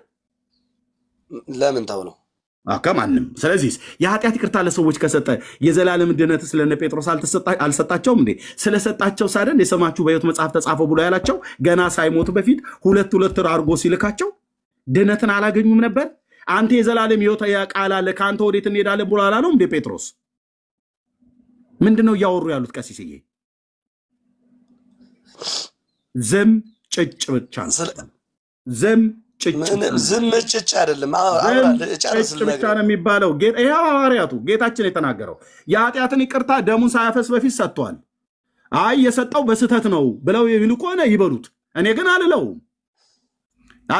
እግዚአብሔር ስለሆነ አምላክ ስለሆነ እንደውም አንተ ጎበዝ ኃጢአት ተሰረየችልህ ብሎ ሲለው ከአንዱ ከእግዚአብሔር በቀር ኃጢአትን ሊያስተሰር የሚችል የለም ብለው ተቃዋሚዎቹ ተነሱበት። ለሱ ግን ላደራረጉ ከልካይ ማንም የለውም። በትንቢተ ዳንኤል መጽሐፍ ምዕራፍ 4 ያድምጡኝ። በትንቢተ ዳንኤል መጽሐፍ ምዕራፍ 4 ቁጥር 35 ላይ እንደተናገረው እግዚአብሔር በላይ በሰማይ በታች በምድር እንደ ፍቃዱ ያደርጋል፣ እጁን የሚከለክላት ወይንም ምን ታደርጋለህ የሚለው ማንም የለም ይላል። ማንም የለም። ንጉሱ የኃጢአትን ይቅርታ ሰጥቷል። ደሙንም ሳያፈስ በፊት ኃጢአት ተሰረየችልህ ብሎታል። አለቀ። ማንም አይከል ለአንድ ሰው ብቻ ሳይሆን ለብዙዎች ተጽፏል። ይሄ ነገር አድምጡኝ። ለዛ ሰው ኃጢአቱን ይቅር ያለ ጌታ ለመረጣቸው ለደቀ መዛሙርቱ ኃጢአታቸውን ይቅር ሳይላቸው አይደለም ሳያድራቸው አይደለም ስማችሁ በሕይወት መጽሐፍ ላይ ተጽፏል ብሎ ያላቸው። አሁን እኔ ያልኩህን ምንም በቃ ስለ ኃጢአት ምንም እኔ የምልህ ያለው ለውጡ ላይ ነው። አሁን አንተ ማውራት ያለው ስለ ለውጡ የኦርቶዶክስ ነው። እና ለምን ይኸውልህ ደሜ ነው ለምን አላቸው? አንስቶ ህብስቱን ነው ደሜ ነው ያላቸው። ህብስቱን ወይኑን ነው ደሜ ነው ያለው። ስለዚህ ለምን ወይን ነው ለምን አላለውም? በቃ እዚህ ላይ ብቻ ነው የምታስረዳኝ ቀሲስዬ። ከሰጣቸው በኋላ በደሜ የሚሆን የአዲስ ኪዳን ነው ብሎ ወይኑን ከሰጣቸው በኋላ ዳግመኛ ከዚህ ወይን ፍሬ አልበላም ነው አልጠጣም ብሎ ተናግሯል? አልተናገረም? አልጠጣም ብሏል። አዎ አልጠጣም። ከምኑ ነው አልጠጣም ብሎ ያለው? ከዚህ ወይን ፍሬ የሰጣቸው ወይን ስለሆነ ነው። ከዚህ ወይን ፍሬ መጀመሪያ ወይኑን አንስቶ ሰጣቸው አለ። ሲቀጥል ደሜ ነው አለው። ከዛ መጨረሻ ላይ ደግሞ ከዚህ ፍሬ አልጠጣም አለ። ኦኬ የሰጣቸው የምን ፍሬ ስለሆነ ነው? የወይን ፍሬ ስለሆነ በቃ።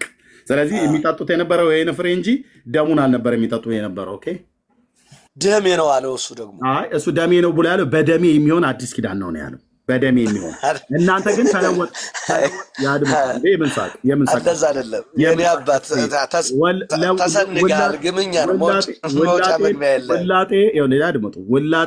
ውላጤ ትምህርታችሁ የኦርቶዶክስ ቆንጅ እየተረተረት ናት።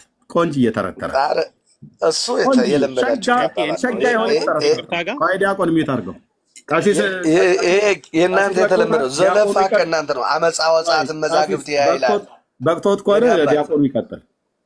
በቅቶት ከሆነ ይቀጥል፣ ችግር የለም። አላስፈላጊ እኔ ልታስረዳኝ ስላልቻልክ ግባ ወንድሜ፣ ማነህ ግባ። ችግር የለም በደንብ ዲያቆኑ ደግሞ ይቀጥል። እሺ መምህር በጣም ይቅርታ እርሶ ላይ ስለገባው። ችግር የለም የኔ አባት። እሺ ኤርሚ እሱ ያው በስልጣኑ በአምላክ የስልጣኑ ምንድን ከዛ ፊት ኃጢአትን ይቅር ነበር እንደዛ ስትል ነበር አይደል? መጽሐፉ አይደል ይላል እኮ ይላል። ግን ያ ላይክ ሰማል አይደል? ውላጤ ላይ ቅድም የተቀበልካቸውን ውላጤ ላይ አንተ ቅድም ምሳሌ ስትል ነበር፣ እሳቸው ምሳሌ አሉ። እሳቸው መረጃውን ያስቀኛሉ። አንተ ምሳሌ ቅድም ስታነሱት ኃጢአትን ይቅር ይላል እኮ ስንል እኮ አድምጠኝ ኃጢአትን ይቅር የስጋን ኃጢአት ነው ልልህ ነው እንጂ የነፍስን ኃጢአት አይደለም አይደል? ይለያል ልልህ ነው። እውነትህን ነው። እስኪ የቱ ጋር ነው የስጋ ኃጢአትህን ነው ይቅር የምልህ፣ የነፍስ ኃጢአትህን ግን ቄሶች ናቸው ይቅር የሚሉ ወይ ቂጣ ስትበላ ነው ይቅር የሚልህ ብሎ ያለበትን ቦታ አሳየኝ። ኦኬ እኔ ዳግሞት እንትን ያለው እየተናገራችሁ ቆይ አድምጠኝ ዲያቆን፣ ትልልቅ ተረት እያወራችሁ ዝም እያላልፍህም። ይሄንን ለስጋ ኃጢአትህን ነው ይቅር የምልህ የነፍስና የመንፈስህን ደግሞ ቂጣ ስትበላ ይቅር እልሃለሁ ብሎ ያለበትን አሳየኝ። ነው የስጋ የነፍስም ኃጢአት እንትን ያለው ዲያቆን አሳየኝ። ስለ መድኃኒዓለም በአዳም ምክንያት የመጣ አዳም ጋር እንዳትሄድ አሳየኝ። ሐዋርያቱ እንደዛ ብሎ ያለበትን እሺ መረጃ አንተ መች ነው የዳንከው? ቆይ እሺ መረጃ ሁላችንም ስለ መድኃኒዓለም ክርስቶስ መረጃ አይደለም። እኔ እኮ አሁን መረጃ ዓርብ ዕለት የፈሰሰው ደም የእሱ ኃጢአት ማሰረይ ኤርሚያስ በእግዚአብሔር ቃል የሚያምን ጴንጤ ነው ብራዘር። መረጃ አምጡ። መረጃ እዚህ ለተናገራችሁት ነገር ካህናት ስለሆናችሁ ቃል ሕይወት ያሰማልኝ አይደለም። እኔው ራሴ እንደናንተ ካህን ስለሆንኩ እናንተን ለመገሰጽም ለማስተማርም ስልጣኑ አለኝ። መረጃ ስጡኝ። መረጃ የጠየኩን ጥያቄ ምን ነበር? የጠየኩት ጥያቄ ምን ነበር እኮ? ኃጢአት ማሰረይ ምን ከቀሲስ ላይ ከካህኑ ላይ ስትቀበለኝ ምን ልትል ነበር የተቀበልከኝ? የተናገሩት መረጃ እሺ ክርስቶስ ማለት ከዕለተ ዓርብ በፊት ማለት ነው ኃጢአት ሲያስተሰርይ የጠየኩ የምን ኃጢአት ነበር ሲያስተሰርይ የነበረው? ቀሲስ ምን እየተናገሩ ነበር? አንተ መካከል ላይ የገባኸው እኮ በአዳም ምክንያት አልጠየኩም። መረጃ ስጠኝ። ለምን ነበር መረጃ ስጠኝ ብያልኩ? አንተን እኮ እኔ እንትን ብለው ለምን ጉዳይ ነበር መረጃ ስጠኝ አልኩ? ቀሲስን አቋርጠህ በመካከል የገባኸው ዲያቆን ምን ነበረ? መረጃ ስጠኝ አልኩ። ኃጢአት ተስሪው ላይ ሲል ቅዱስ ቁርባን ቆይ አድምጠኝ አንዴ። እዚህ ውስጥ አላችሁ። ቆይ አድምጠኝ አንዴ። ማስታወቂያ ነገር ታብና ኮፒ ሊንክ ሼር አድርጉልኝ ወገኖች፣ በተለይ የወንጌል አማኞች ሪፖርት ሊኖረው ስለምችል። ቆይ አድምጠኝ አንዴ። ማስታወቂያ ነገር ፕሊዝ። የወንጌል አማኞች የሆናችሁ ስክሪኑ ላይ የኔ ስክሪን ላይ ማለት ነው፣ እዚህ ፕሮፋይል ፒክቸር ላይ መስቀሉ ያለበት ጋር በጣታችሁ የማታውቁ ሰዎች በጣታችሁ ታብ አድርጉልኝ። ወደ 1 ሚሊዮን ይግባ 700 ምናምን ሺህ የሆነው ማለት ነው። ቫይራል እንዲወጣ ማለት ሪፖርት ሊያደርጉብኝ ይችላሉ። ይኸው በቅዱስ ቁርባን ጉዳይና ጥምቀት ጉዳይ ላይ ሚስጥር ከሚያውቁ እኔ ራሱ ዲያቆን ስለነበርኩ የጌታን ደም ሰጥ ነበር፣ የጌታን ስጋ ማዘጋጅ ነበር። ህብስቱን ፕሮሶፎራውን በኦርቶዶክስ ደግሞ ዲያቆንም ስለሆንኩኝ ከካህኑ ጋር ጥምቀት አጠምቅ ነበር ህፃናት ሲጠመቁ። ስለዚህ አሁን ሚስጥረ ጥምቀትና ሚስጥረ ቁርባን ላይ ከኦርቶዶክስ ቄስና ዲያቆን ጋር መነጋገር ፈልጋለሁ። ከምዕመንና እዚህ የቲክቶክ ጎረምሶች ጋር አልፈልግም።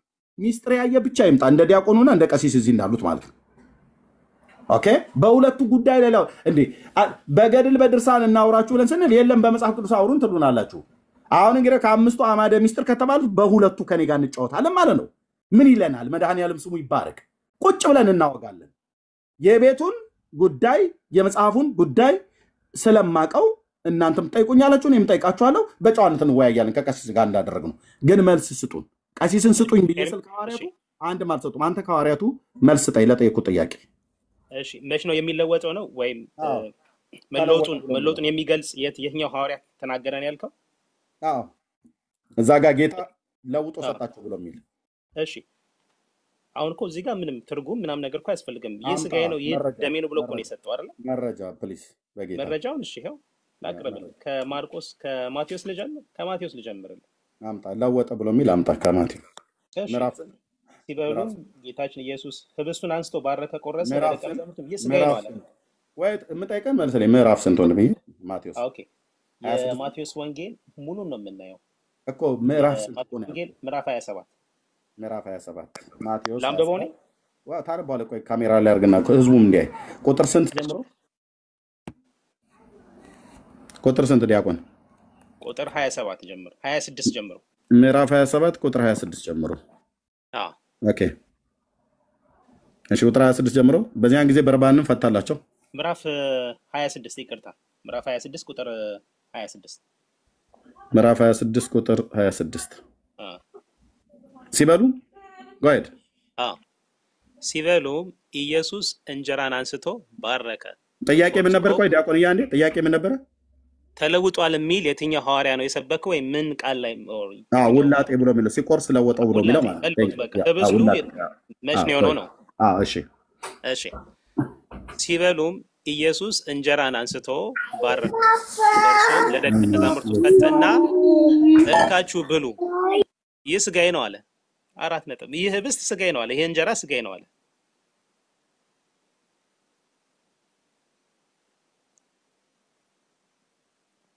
ይሰማል ኤርሚ ኦኬ ኦኬ አንዴ ቆይ ቤተሰቤ ስለመጣ ቤተሰቤ ሃይ ማዬ ፍራቲ ኤልሳ I love you ኦኬ ኦኬ አነበብክ እሺ የት አለ ውላጤ ተለወጠ ብሎ የሚል ምን ማለት ነው ተለወጠ ይሄ ህብስቱ ይሄ እንጀራ ሥጋዬ ነው አለ እኔን አጠይቀኝ ለወጠ ብሎ የሚለው ቃል የት አለ ምንም እኮ አያስፈልግም ሥጋዬ ነው አላችሁ ያ ማለት እኮ ነው ለወጠ ይሄ የሰጣቸው ምንድነው ጽዋው ብሎ የሚለው የሰጣቸው ምኑ ነው ምናልከኝ ጽዋውንም አንስቶ አመስግኖም ሰጣቸው ጽዋው የሚለው ምኑ ነው ወይ ታድመጣኝ ጽዋው የሚለው ምንድነው ወይኑን ማለት ነው እንጀራ ብሎ የሚለው ምኑን ነው ህብስቱን ማለት ነው ህብስቱና ወይኑ ተለወጠ ብሎ የሚለው ነው ታላሳየ በቀይ እንደውም አድርጎታል እኮ አሳየን ብራዘር ይሄው ላምብበው ለወጠ ብሎ የሚለው የታለ ነው ያልኩ ወንድሜ እየሰማኝ ቃል ምንም እኮ ያስፈልግ ይሄ ህብስት እንኩ ያላቸው ሥጋዬ ነው እኮ አላቸው እሺ ስለዚህ ለውጦታል አይደል ታዲያ ምንም ቃላት ሳያስፈልግ ሥጋዬ ነው ካለ ህብስቱን እኮ ነው ሥጋዬ ነው ያለው ኦኬ ስለዚህ እናንብበው ምን ይለናል ቆይ ለበለሰ ነው ታነበው ጆኒ ስቶፕ ጆኒ ኦኬ እናንብበው ለወጠው ብሎና ለወጠ የሚል ቃል የለችም የኦርቶዶክስ ተረት ዛሬ በነፃ በእና ልጠፋ ነው አየር ላይ እናንብበው ዲያቆን ላንብበው ስማኝ እኔ ላንብበው ኦኬ አንብበው እሺ ቴንክ ዩ እሺ ሲበሉ ኢየሱስ እንጀራን አንስቶ ባረከ ቆርሶ ለደቀ መዛሙርቱ ሰጠና ያን ህብስት ማለት እንካችሁ ብሉ ይህ ሥጋዬ ነው አለ ልቀጥል ጽዋውንም አንስቶ አመስግኖም ሰጣቸው እንዲህም አለ ሁላችሁም ከእርሱ ጠጡ ስለ ብዙዎች ለኃጢአት ይቅርታ የሚፈስ የአዲስ ኪዳን ደሜ ይህ ነው የምትጠጡት ደም ነው አለ ደሜ ነው አለ ነገ የሚፈሰው ኦኬ ቴንክ ዩ ስለዚህ የምትጠጡት ዲያቆን ሉቃስ 22 14 ማንበብ ቃሲስ እንደዚህ መግባት ሉቃስ 12 ኧረ ስለ መድኃኒዓለም እንደዚህ መግባት የለበትም እንዴ እርሱ ሲደክመው ወደ እርሱ እመጣለሁ ቅድም እርሱ ጋር ስለሆነ ካህንና ዲያቆን እንደዚህ ሲነጋገር ጥሩ ነው ማለት ነው ቴንክ ዩ እዚህ ጋር ሥጋዬ ነው ብሎ አለው ለወጠ ብሎ የሚለውን ቃል አሳየኝ ያልኩት ለወጠ የሚል ቃል የለም ልብ በሉ ለወጠ ብሎ የሚል ቃል የኦርቶዶክስ ትምህርት ነው የመጽሐፍ ቅዱስ ትምህርት አይደለም ኦኬ ካለ በኋላ ስለ ብዙዎች ኃጢአት ይቅርታ የሚፈሰው የአዲስ ኪዳን ደሜ ይህ ነው አለ ምኑ ነው ይሄን ያለው ጽዋው ብሎ የተባለውን ወይኑን እንጀራ ተብሎ የተባለውን ህብስቱን ነው የአዲስ ኪዳን ደሜ ይህ ነው ያለው ከዛስ በኋላ ከለወጠው በኋላ ደሜ ብሎ ነው የጠራው ብለው ካሉ ኦኬ ደሜ ነው ብሎ ጠራው ሥጋዬ ብሎ ጠራው አሉ እሺ መጨረሻስ ምን አለ ቁጥር 29 አውቄ ነው ያስቀረው በቁጥር 29 ነገር ግን እላችኋለሁ በአባቴ መንግስት ከእናንተ ጋራ ከዚህ ደሜ ይላል ከዚህ ደሜ ብሎታል ብለኛል ላይ እዚህ ጋር አድምጠኛ ታዲያ አድምጠኛ ጌታዬ ያለውን ስለዚህ ማለት የነበረበት በእናንተ ትምህርት ከተለወጠ በኋላ ደሜ ብሎ ካለው በኋላ ነገር ግን እላችኋለሁ በአባቴ መንግስት ከእናንተ ጋራ ከዚህ ደሜ የምጠጣበት እስክጠጣበት ጊዜ ድረስ እንዴት ብዬ ላንብበው ራሱ በእናንተ ስንሄድ ማለት ነው ጌታ ግን ምንድነው ሚዩት አድርገው ዲያቆን ሚዩት አድርገው ተረትህ እጅ ላይ እንደ ቡናኝ ሲፈርስ ማለት ነው ውላጤ የምትል ቃል እንደሌለ ስላሳየ ልብ በል ነገር ግን እላችኋለሁ በአባቴ ለምንድን ነው አይደለም? ቆይ አዳምጠው። ሚዩት የሚያደርገው ለምንድን ነው? ቃሲስ አዳምጠኝማ። ቃሲስ ሚዩት ያርጉ። አንተ በፍላጎት ማንም ስለሌለ ነው። ካልሆነ ይወርዳሉ። ጨርሰናል። ከርሶ ጋር አወርዳል። ችግር የለም። ይወርዱ። በቃ ይወርዱ። ምን ጊዜም ቃሲስ ይወርዱ። ጨርሰናል። በደንብ በሚገባ ተነጋግረን አንድ መረጃ ሊያቀርቡ አልቻሉም። አሁን በየማዕከሉ እየገቡ ሊረብሹ ነው የፈለጉት ማለት ነው። ይበቃል። ዲያቆኑ ደግሞ ተራውን ይቀጥል። ስለዚህ ደሜ ነው ብሎ ያለውን ጌታ ምኑን ነው ማለት ነው? ጽዋውንና ህብስቱን ነው። ኦኬ። እነሱ ግን እዚህ ጋር የሚናገሩት ያላችሁ 967 ሰው ኦርቶዶክሳውያን ህብስቱን ሲባርከውና ሲቆርሰው ተለወጠ፣ ውላጤ ሆነ ብለው ይላሉ። መጽሐፍ ቅዱስ ውላጤ ሆነ ብሎ የሚል ትምህርት የለም። የኦርቶዶክስ ተረት ነው ውላጤ ማለት። መጽሐፍ ቅዱስ ስላልሆነ ተረት ነው እንላለን። መጽሐፍ ቅዱስ ከሆነ ሐዋርያቱ ሲቆርሰው ለወጠ ብሎ የሚል ቃል ጽፈው ከሆነ ማቴዎስ የሚሆን ማርቆስ፣ ሉቃስ የሚሆን ሌሎቹ አምጡና አሳዩን። ስለዚህ ጌታችን ደሜ ነው ብሎ ካለ በኋላ ስጋዬ ነው ብሎ ካለ በኋላ ከዛ ምን አለ? ነገር ግን እላችኋለሁ በአባቴ መንግስት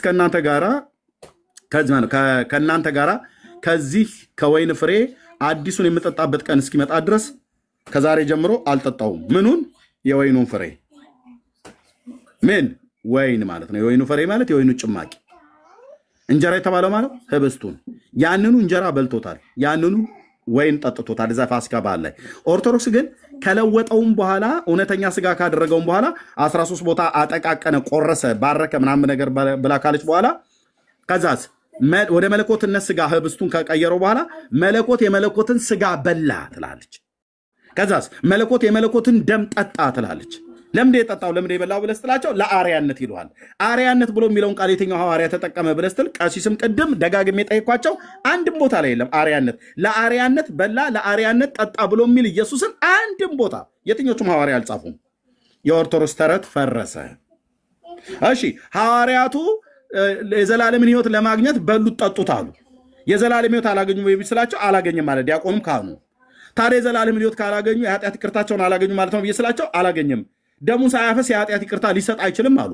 እንዴ ታዲያ ኃጢአት ተሰረየችል እያለ በየምኩራብ ሁሉ ኃጢአትን ሲያስተሰርይ የነበረው ፈሪሳውያን ሁሉ ሲቃወሙት የነበረው ከየት ነበረ ብየስላ አይሱንማ በመለኮትነቱ አሉ። ታዲያ ደሙንም ሳያፈስ በፊት ኃጢአትን ይቅር ማለት አይችልም? ይችላል ጌታዬ። ማን ነው ከልካይ ያለው? የሆነ እኮ አንድ ቦርጫም ሽማግሌ ሰውዬ እኮ አይደለም እሱ እኮ እግዚአብሔርም ነው። እሱ እኮ አምላክ ሰው እኮ ነው። ስለዚህ ደሙንም ሳያፈስ የኃጢአትን ይቅርታ ሲሰጥ ኖሯል። ኦኬ። ስለዚህ ሐዋርያቱስ አልዳኑ ወይ ብዬ ስላቸው አልዳኑም። መቼ ነው ሐዋርያቱ የዳኑት? ቂጣ ሲበሉ። መቼ? ጸሎተ ሐሙስ ላይ። ከዛ በፊትስ አልዳኑም። ዲያቆኑ ሲያወራ የነበረው ታዲያ ካልዳኑ ስሜን በሕይወት ማለት ስማችሁ በሕይወት መጽሐፍ ላይ ስለተጻፈ ደስ ይበላችሁ ብሎ ያለው ሐሴት አድርጉ ብሎ ያላቸው ጌታ ኬታ አምጥቶ ነው? አይሱማ ምልህ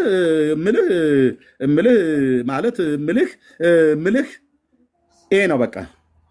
ቅዱስ ቁርባን ሚስጥራት ናና ከኔ ጋር አውራ። ቄስና ዲያቆን፣ ሌላ ጎረምሳ አልፈልግም። ስለዚህ ዲያቆን አውራ፣ ሻይ ልጠጣ። ጌርሳምዬ ዲያቆን በደንብ ይሄን የሚያጠናክር ወይት ጳውሎስ የሰበከው ስብከት ደግሞ እሱ ጋር ወይት አንዴ ቆይ። እሺ ጌርሳምዬ ትችላለህ? ምን ላድርግ ኤርሚ? እኔ ትንሽ ምሳዬንም አልበላሁ። 2 ሰዓት ከ38 ሆነ። ውሃም አልጠጣም ራሱ ደከመኝ እና ትንሽ ደቂቃ አብራችሁ ቀጥሉ። 30 ደቂቃ አሳርፋለሁ። ችግር የለውም። እሺ ቴንክ ዩ።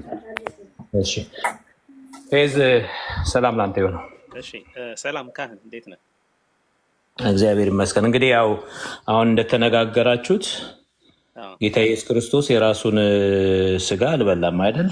ኦብቪየስሊ እኛ በልቷል ጠጥቷል፣ የኛ ትምህርት ነው። ምክንያቱም በኋላ ለሚያቀብሉት ካህናት የሚሆን ወይም ፓስተሮችም በእናንተ እኛ ንጹህ ስለሆነን ከዚህ ስጋና ደም አይገባንም እንዲሉ ለሌሎች ሐዋርያት ከዛም በኋላ ለሚነሱ ይህን ስጋ ደም ለሚያቀብሉ አገልጋዮች አይገባንም እንዳይሉ ማለት ነው። እሱ ንጹህ ነው፣ ግን አርያ ለመሆን ከዚህ ስጋ ደም ሁሉም ሰው መቀበል እንዳለበት ክርስቶስ ንጹህ ነው። አይ ችግሩ እኮ ምን መሰለህ? አሁን እኮ ከኤርሚ ጋር እንደተነጋገራችሁት ተለወጠ፣ ይሄ ስጋዬ ነው ይሄ ደሜ ነው የሚለው ተለወጠ ስንል ቆይ አንድ ጊዜ ልጨርስ። ይሄ ሊትራሊ ከወሰድን ይሄ ስጋዬ ነው ይሄ ደሜ ነው። ልክ እኮ እኔ የወይን ግንድ ነኝ ካለ ግንድ አይደለም። እኔ ብሎ ብዙ ያላቸው ነገሮች አሉ። መንገድ ነኝ ብሏል። ኦኬ። እና ይሄንንም ቦታ ላይ ልክ እንደዛ ለምን አትወስዱትም? ምክንያቱም በእናንተ መልኩ ከተኬደ አንደኛ ማስረጃ የለም፣ እንደዛ መጽሐፍ ቅዱስ እንደዛ እንትን አይልም። ሁለተኛ ደግሞ የራሱን ስጋ በላ የራሱን ደም ጠጣ። ውችዝ ኔሮ የከሰሰው አንዱም እሱ ነው። የሰው ስጋ ይበላሉ ምናምን ብቻ ከዛ ጋር አይሄድም እንጂ ኤኒዌይስ እሱ ነገር ለእናንተ ማስረጃ የላችሁ። ሁለተኛ ደግሞ ከዚህ በፊት አንድ እንትን ላሰማ ፈቃደኛ ከሆን ከመዝሙረ ያሬድ እንዳንወጣ ብዬ ነው። ከእርሱ ጋር ቆይ መዝሙረ ያሬድን ታውቀዋለህ አይደል? ህብስቱ ነው ሌላ እንትን አታቀርብልኝ። ራሱ ነው ቪዲዮ ማየት አለብን። በዚህ ቶፒክ ከኔ ጋር የተወያየ ነው። ቆይ ረጋ በል አይደለም። ክሊፕ ከት አልወድም እኔ። የሆነ ነገር ሙሉን ቪዲዮ ማየት አለብኝ። ውይይት ነው። ኦኬ እሺ፣ በሀሳቤ ልንገርህ። አንተ ምን ይሻላል? ምክንያቱም ቪዲዮ ሙሉን አይቼ እረዳለሁ የቪዲዮን ሀሳብ። ምንድን ነው ሀሳቡ? መዝሙረ ያሬድ አንድ አድሚት ያደረገው ነገር በሐዋርያት ሥራ 2 ላይ ያለው አብረው ይገቡ ይወጡ ነበረ፣ ማዕዳቸውንም በንጹህ ልብ በየቤታቸውም ይበሉ ነበር። በቃ ጀስት ቤታቸውም ፌሎሺፕ ያደርጉ ነበር እና ያንን አድሚት አድርጓል። ልክ ነው አለ። በኋላ ላይ ነው ሲነቃ መልሶ ባካፕ ላይ ያደርገ የፈለገው ማለት ነው በውይይታችን። ምክንያቱም ያ የቃሉን ቀጥታ ትርጉም ተቀብሎ ነበረ የዛ ቀን እና እንደዛ ነው። የጌታ እራት የሚባለው የፍቅር ማዕድ ነው የሚለው እና አብረው የሚበሉት ማዕድ ነበር እንጂ ስጋ ደም የሚለው ነገር በኋላ ላይ እየተለጠጠ የመጣ ነገር ነው እና መጽሐፉ እንደዛ ነው። እኔ አሁን ቃል በቃል እያንዳንዱ ነገር አንደኛ ቆሮንቶስ ምዕራፍ 11 ሐዋርያት ሥራ ላይ ያለውን እያንዳንዱ ከሄድን ያዕቆብ ላይ ራሱ በተሰበሰባችሁ ጊዜ የፍቅር ማዕድ የሚለው ይሄንን ነው። የፍቅር ማዕድ ነው የሚባለው። አብረው ሊትራሊ ምግብ ነበር የሚበሉት። ልክ እዛ ቦታ ላይ ማነው እሱ ሚት አድርጉት፣ ሜከርን ሚት አድርጉት። በጣም ረብሻ አለ። ሜከር ሚት አድርግ ያስገባችሁት ወገኖች ሚት አድርጓቸው። እንደዚህ ስታስገቧቸው ሚት አድርጓቸው። ኦኬ። እና ሊትራሊ ማዕድ ነበር የሚበሉት። ወንድምነት ማዕድ ነበር የሚቆርሱት። የፍቅር ማዕድ ይባል ነበር። በኋላ ላይ የተለጠጠ ወደ እንደዚህ አይነት ስራ ወደ ዶግማነት የመጣው። ይህንን መቀበል አለብህ። አይ አይደለም ካልክ ማስረጃ ማቅረብ አለብህ። እሺ እንደዛ ካልክ በቃ ዝም ብሎ ሊትራሊ ዝም ብሎ አጋፔ አንተ እንደምትለው የፍቅር ማዕድ ነው እስናት ሞር ዳን ዳት የምትል ከሆነ ሐዋርያው ቅዱስ ጳውሎስ ወደ ቆሮንቶስ ሰዎች እንደውም ከዛ ማዕድ ከዛ ህብስትና ጽዋ እንኳን ሲካፈሉ ሳይገባቸው የሞቱ እንዳሉ ተቀብለው ይናገራል። ቃል በቃል ደግሞ ይህ የጌታ ስጋና ደም ለምን አለ? እንደዚህ ይላል ሐዋርያት ሥራ። ወደ አንተ ሀሳብ እመጣለሁ፣ ወደ አንተ እመጣለሁኝ። 11 እንሄዳለን። አንደኛ ቆሮንቶስ 11 ሐዋርያት ሥራ 2 እንዲህ ነው የሚደመድመው 46 በየቀኑም በአንድ ልብ ሆነው በመቅደስም እየተጉ በቤታቸውም እንጀራ እየቆረሱ በደስታና በጥሩ ልብ ምግባቸውን ይመገቡ ነበር፣ እግዚአብሔርንም እያመሰገኑ በሕዝቡ ሁሉ ፊት ሞገስ ነበራቸው። ጌታም የሚድኑትን ዕለት ዕለት በእነርሱ ላይ ይጨምር ነበር ይላል። ይሄ ማዕድ ይህንን በካቴና ባይብል ብታየው የጌታ ማዕድ ነው። ይሄ የተሰጣቸው የጌታ እራት ነው ይመገቡ የነበረው። በተሰበሰቡ ኤቭሪ ሚቲንግ እንደኛ እንዳሆኑ በተወሰነ ጊዜ ሳይሆን በተሰበሰቡ ቁጥር የሚወስዱት የጌታ ማዕድ ነው። ኦፍኮርስ ቅዱስ ነው። አሁን ቅድም ያልከው ነገር ለምንድን ነው የታመሙት ለምንድን ነው ያልነው እኮ እኛ እኮ ኦርዲነሪ አይደለም እኮ የጌታ ማዕድ ነው። ጌታ ያዘዛቸው ነው። እንደውም ይህንን በበላችሁ ጊዜ እኮ ሞቱን ትናገራላችሁ የተባለ ነው። ሉክ እናንተ ጋር አሁን ይህንን ዲያቆን እንደው እንትን ሳትል ከተማመንን ከበላ በኋላ እኮ ህዝቡ አፉን ነው የሚይዘው አይደል? ትእዛዙ ግን በበላችሁ ጊዜ ትናገራላችሁ ነው። እናንተ ጋር ግን አትናገሩ ተብሎ አፉን የሚይዘው አፉን ይዞ ነው የሚውለው። ማለት ጸበል ጠጥቶ በውሃ ከሰውነቱ ጋር እስኪ ዋሃድ ምን እስኪል እንዳይነጥብ ነው እንጂ ትምህርት አለው። ትምህርተ ንስሐ አለ፣ ትምህርተ ቁርባን ከየት መጥቶ ነው አሁን አፉን የጌታ እራት ቁርባን ከቆረበ በኋላ ህዝቡ አፉ የሚይዘው? እስኪ አንድ ማስረጃ አፋችሁን ያዙ የሚል እግዚአብሔር ይሄ እኮ ስርዓት ነው። አንድ ሰው ስጋው ደግሞ ከተቀበለው 1 ደቂቃ 2 ደቂቃ እስከ 5 ደቂቃ ከየት መጥቶ የምን ስርዓት ነው? የምን ስርዓት ነው? ፍርሃት ነው እንጂ ፍርሃት ነው ያለው። ከአፋቸውን ካልያዘ እኛ እኮ እንይዝ ነበር፣ እንፈራ ነበር። ለስጋው ደግሞ በቃ ይሄ የምንሰጠው ክብር ነው። ገብቷል አይደል? የራሷን ክብር ነው። ተናገሩ ነው። ይሄንን በበላችሁ ጊዜ እኮ ሞቱን ትናገራላችሁ ነው የሚለው እንጂ አፋችሁን ትናገራለ እንዴ? አፋችሁን እኮ ነው ያሉት። ትምህርቱ፣ ቅዳሴው፣ ዝማሬው ራሱ እኮ የክርስቶስን በበላችሁ ጊዜ እንደውም በጥንት ቤተክርስቲያን የጌታ እራት የበሉ ቀን እኛ ምን እናደርግ ነበር? ሞር ኢነርጃይዝ ሆነው ወጥተው በላባት አድርግ እና የበሉ ቀን ወጥተው ሞር አግሬሲቭሊ ማለት ኢነርጃይዝ ሆነው አግሬሲቭሊ የሚለው ቃል እንኳን እንትን ባይል ኃይል ተሞልተው በፍቅር በፓሽን ወንጌሉን ይሰብኩ ነበር ይወጡና በበሉ ጊዜ ራይት አዌ። እናንተ ጋር ግን አፉን ይዞ ነው። እኛ አፋችንን ይዘን የሚይዘው እኮ አንደኛ ለምሳሌ እንትን ያሉ ስጋው ደግሞ እንዳይነጥም ማለት ወደ ውጪ እንትን እንዳይል ትን ሊለው ይችላል። ያ ሰው ትንኝ ሊኖር ይችላል። ሌላ ነገር ሊኖር ይችላል። it's just for 5-10 minutes ቢሆን ነው። ከዛ በኋላ ያ ሰው የክርስቶስን ትንሣኤውንም በቃ የክርስቶስን ውለታውንም እያሰበ እንትን ይላል። ሌላው ዝማሬ አለ፣ ትምህርቱ አለ። ቆይ ወደ ዝማሬ ከመምጣታችን በፊት ይሄ አፍ መያዝ ግሳሚ አንድ ማስታወቂያ ልናገር። ቅዱሳን ከኤርሚ በክብ ከመስቀሏ ላይ በሰማያዊ ቅርጽ ያለው እዛ ላይ ከአካውንቱ እየተመታ እንደሆነ ማየት ትችላላችሁ። ቡግልም ትላለች። ሰው ሲገባና ሲወጣ ከገጽ ሳይሆን እንደዚህ ሲሆን ለሰከንድ ቡግልም ትላለች እና ያ መሆን አካውንቱ እየተመታ ነው፣ ሪፖርት እያደረጉ ነው። እና በጣም አስተውሉ። ወይ ታፕታፕ ሼር አድርጉ። በጣም እንደገና የልብ ቅርጽ አበባ ምናምን አድርጉ። ይሄንን ሪፖርት የማደርጉትን እዛ ሪፖርት የሚቀበሉት አካውንቱን ለመዝጋት እንዳይሄዱ በባካችሁ። እያየሁት ነው ቡግልም ስትል ለሰከንድ እና በባካችሁ ማሪያው ሪፖርት አለው ወገኖች፣ ሪፖርት አለው። ካልሆነ ወይ ላይቡን አቁሜው ከእንደገና ወይ ሌሎች የሚከፍቱ ከሆነ እንደዛ ላደርግ ይሻላል። ብዙ የወንጌል አማኞች አሉ፣ ግን ታብ የሚያደርጉ ጥቂቶች ናቸው። ኮፒ ሊንክና ሼር ቢደረግ ሪፖርት አለው። ሙስሊሞች ሪፖርት አድርጉ፣ ኦርቶዶክሳውያን ማን ሪፖርት ነው የሚያደርጉት። ግርሳሚ በጣም ይቅርታ ስላቋረጥኩ። አይ በጣም አስፈላጊ ነው እንጂ አስፈላጊ ነው። እሺ አድርጉ እስኪ አደፋፍሩ። አንድ ሰው ሆሴ እስኪ ይሄንን አቁመን አንዴ እንትን ታፕታፕ ይደረግ፣ ሁሉም ያድርግ። እስኪ እንትን ሊድ አድርግ። ይሄንን ሆሲ ካለሽ ወይ አንዳችሁ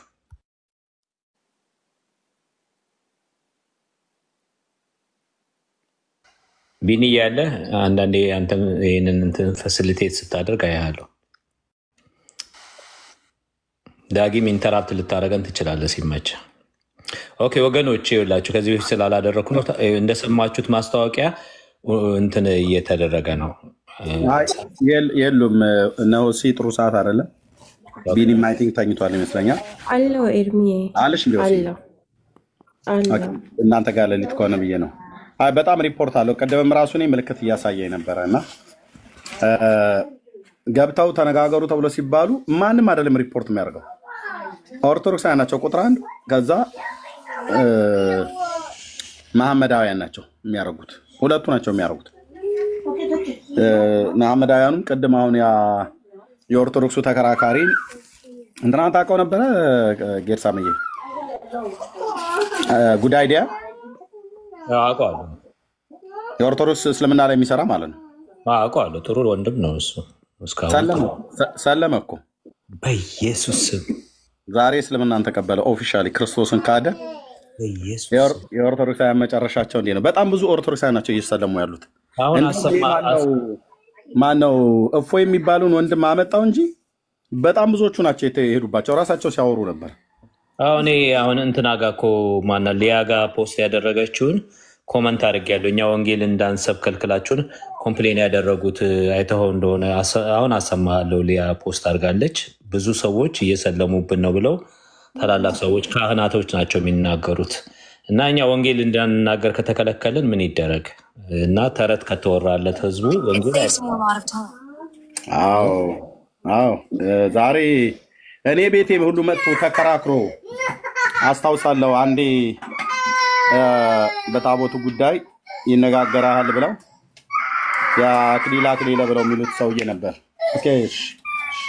አክሊለ ብለው ሲሉን አንዴ ላይቭ የዛሬ 3 ዓመት አካባቢ አስታውሳለሁ። ወደ 2500 ሰው ነበር ላይቭ ላይ ከታተለ የነበረው እና አክሊለ ሲሉ እንደ ጠሩትና ይምጣ ብዬ አስደውዬ አስጠራሁት። በወቅቱ ይሄ ጉድ አይዲያ ላይቭ ላይ ነበር ማለት እኔ ጋር ገስት ላይ ነበር። ሜሎስም ነበረ፣ ሌሎችም ሰዎች አይ ቲንክ እና ማንሻሉ ምናምን ነገር ሁሉ ነበሩ። እዛ አክሊልን አስጠራሁትኝና ከኔ ጋር በታቦቱ ጉዳይ ማውራት የምትፈልግ ከሆነ በአዲስ ኪዳን ታቦት ማውራለሁ፣ በብሉይ ኪዳን ታቦት አውራ ብዬ ስለው በብሉይ ኪዳን አላወራም አለኝ። ለምን ብዬ ስለው ማላወራበት ምክንያት አለ አለ። ቤተክርስቲያን እኮ ታቦቱን አምጥቼ አለ ምድሬ ላይ ብላለች። ህዳር 21 ቀን ጽዮን ታቦት ነው የሚከበረው እና ሰው ሁሉ ደግሞ ኤርሚያስ አክሊልን ፈርተው ነው እያሉ ነው። እዚሁ መልስ ስጣቸው ወይ ትከራከራለህ ከኔ ጋር ማለት ዲቤት ታደርጋለህ ከኔ ጋር በዚህ ጉዳይ ብዬ ጠየቅኩት። የመጀመሪያ ቀን ስልክ አስደውዬ አልፈልግም አለ። በአዲስ ኪዳን ብቻ ካልሆነ በብሉይ ኪዳን አላወራህም አለኝ። እኔ ደግሞ በአዲስ ኪዳን ማወራለሁ፣ በብሉይ ኪዳን ማወራለሁ። ስለዚህ የብሉይ ኪዳኑን ቀዳሚ የምናደርግበት ምክንያት ታቦቱ ኢትዮጵያ መጣ ብሎ ለ3000 ዓመት ኦርቶዶክስ የዋሸችውን ውሸት አደባባይ ላይ ሞግተኝና ገጠምና ሐሰት አድርገው እኔ ፊት ብዬ አልኩት። ሚዩት አድርገው ዲያቆን። እዛ እምቢ አለ። የዛን ቀን ነበረ ጉድ አይዲያ። ከዛ ምን አለ የአዲስ ኪዳን ላይ ከሜላ ጋር እየተነጋገሩ እያሉ አስታውሳለሁ። በቃል ኪዳኑ ታቦት ውስጥ የብሉይ ኪዳን ቃል ኪዳኑ ታቦት ውስጥ ምን ነበረ ብለን ስንጠይቀው ጽላት ነበረ ያለው አለ። ሌላ ምንም ነገር የለም አለ። ከዛ ሜላ ምን አለው በታምር ያበበችው የአሮን በትርና መና የተቀመጠበት እኮ ጎሞር ወይ ደግሞ መሶብ የሚለው አለ ብሎ ሲለው የለም እንደዚህ የሚባል አለ። የለም በፍጹም የለም መጽሐፍ ቅዱስ ውስጥ አለ። ይሄው ጉድ አይዲያ ማለት ነው። ኧረ አለ ብለን ስንለው የለም እናንተ መናፍቃን የማትጨምሩት ነገር የለም ብለዋል። የለም አለ። ከዛ ከሜላ ላይ ቀበላልኩኝና ዕብራውያን መልክ መጽሐፍ ምዕራፍ 9ን ቶሎ አውጥቼ አሳየሁት። ጌታን እቀበላለሁ ስታሳዩኝ አለ። ሳሳየው ጌታን ተቀበል ብዬ ስለው አልቀበልም አለ። ጉድ አይዲያ ማለት ነው። እና እኔ ቤት ራሱ እንኳን መጥቶ ሞዴሬተር ሰጥቼው ኦርቶዶክሳዊ ነው እነ መዝሙረ ያሬድ እነ ማንች እነ ጸዲ ቤት እየገባ ብዙ ጥያቄ ስጠይቅ እንደውም ኦርቶዶክሳውያኑ ሰድበውታል። የራሳቸውን ልጅ ማለት ነው። ማነው ጉድ አይዲያ ቢሰልም የኦርቶዶክሳውያን መምህራን ሁሉ እዚህ ቲክቶክ ላይ ያሉት ሲሰድቡት አውቃለሁ። እነ መዝሙረ ያሬድና እነ ሌሎቹ ማለት ነው። ጥያቄ ስለጠይቃቸው እና ዛሬ ሰለመ የሚል ቪዲዮ ፔጁ ላይ ገብቼ ያገኘው በጣም ነው እኔም ልቤ ያዘነው ወገኖች። በጣም